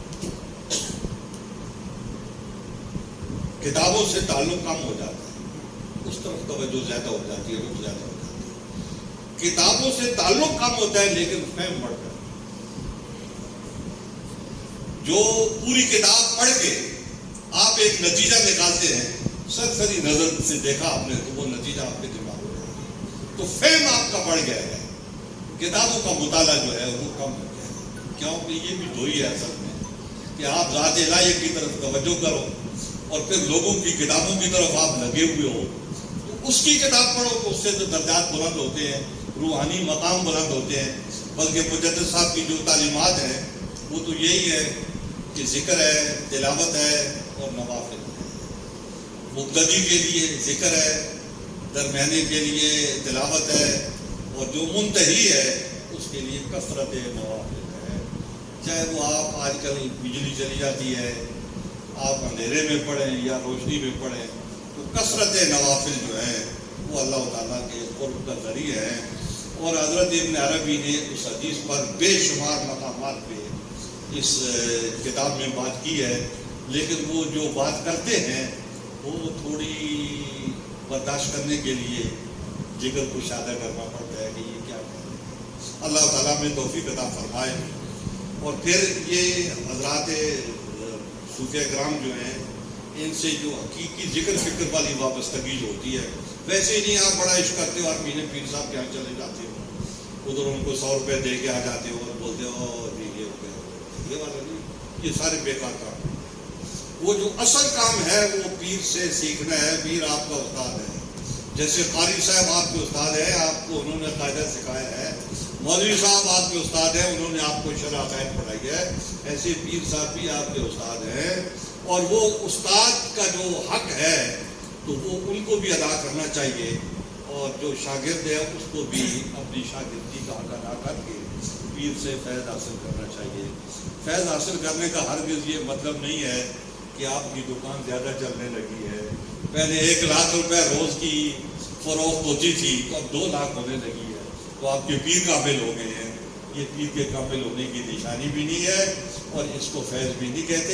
یہ دنیا کی باتیں ہیں اور اللہ تعالیٰ کا نظام ہے، جس کو وہ جتنا دیتا ہے. تو ان چیزوں کے اوپر مت جاؤ. جو حقیقی چیز ہے اپنی اصلاح اور وہ باطن کی اصلاح، اس سے آپ ظاہر کی طرف آؤ گے، اس میں بڑی آسان. آپ نماز پڑھتے ہیں، مولوی صاحب نے آپ کو لگا دیے نماز پڑھنے پہ یا ماں باپ نے لگا دیے، مت پڑھ. اس نماز کی جو روح ہے، جیسے انہوں نے کہا ہے، وہ خشوع و خضوع ہے. اور وہ روح جو ہے یہ جذبہ ہے کہ میں اپنے رب کو دیکھوں، دیکھ سکتا ہوں یا نہیں دیکھ سکتا ہوں، یہ بات کی بات ہے. لیکن آپ کے اندر یہ جذبہ ہے، تو یہ جذبہ جب پیدا ہوگا تو یہ آپ کی اصل نماز ہوگی. اگر یہ جذبہ نہیں پیدا ہوتا تو پھر اصل نماز نہیں ہوگی. یہی بات انہوں نے کہی ہے، اور یہی بات مولانا روم صاحب نے کہی ہے. بر زباں تسبیح در دل گو ہر، این تسبیح چنی دارد ہے اثر. کہ آپ جو ہے وہ زبان سے ذکر کر رہے ہو تو دل میں دنیا داری کا خیال موجود ہے، تو ایسا ذکر کوئی اثر نہیں کرتا. ایسا ذکر کوئی اثر، ساری زندگی کرتے رہو، ایسا ذکر کوئی اثر نہیں کرتا. کہ آپ کر رہے ہو، زبان سے ذکر کر رہے ہو، دل کے خیالات آپ کے کہیں اور ہیں.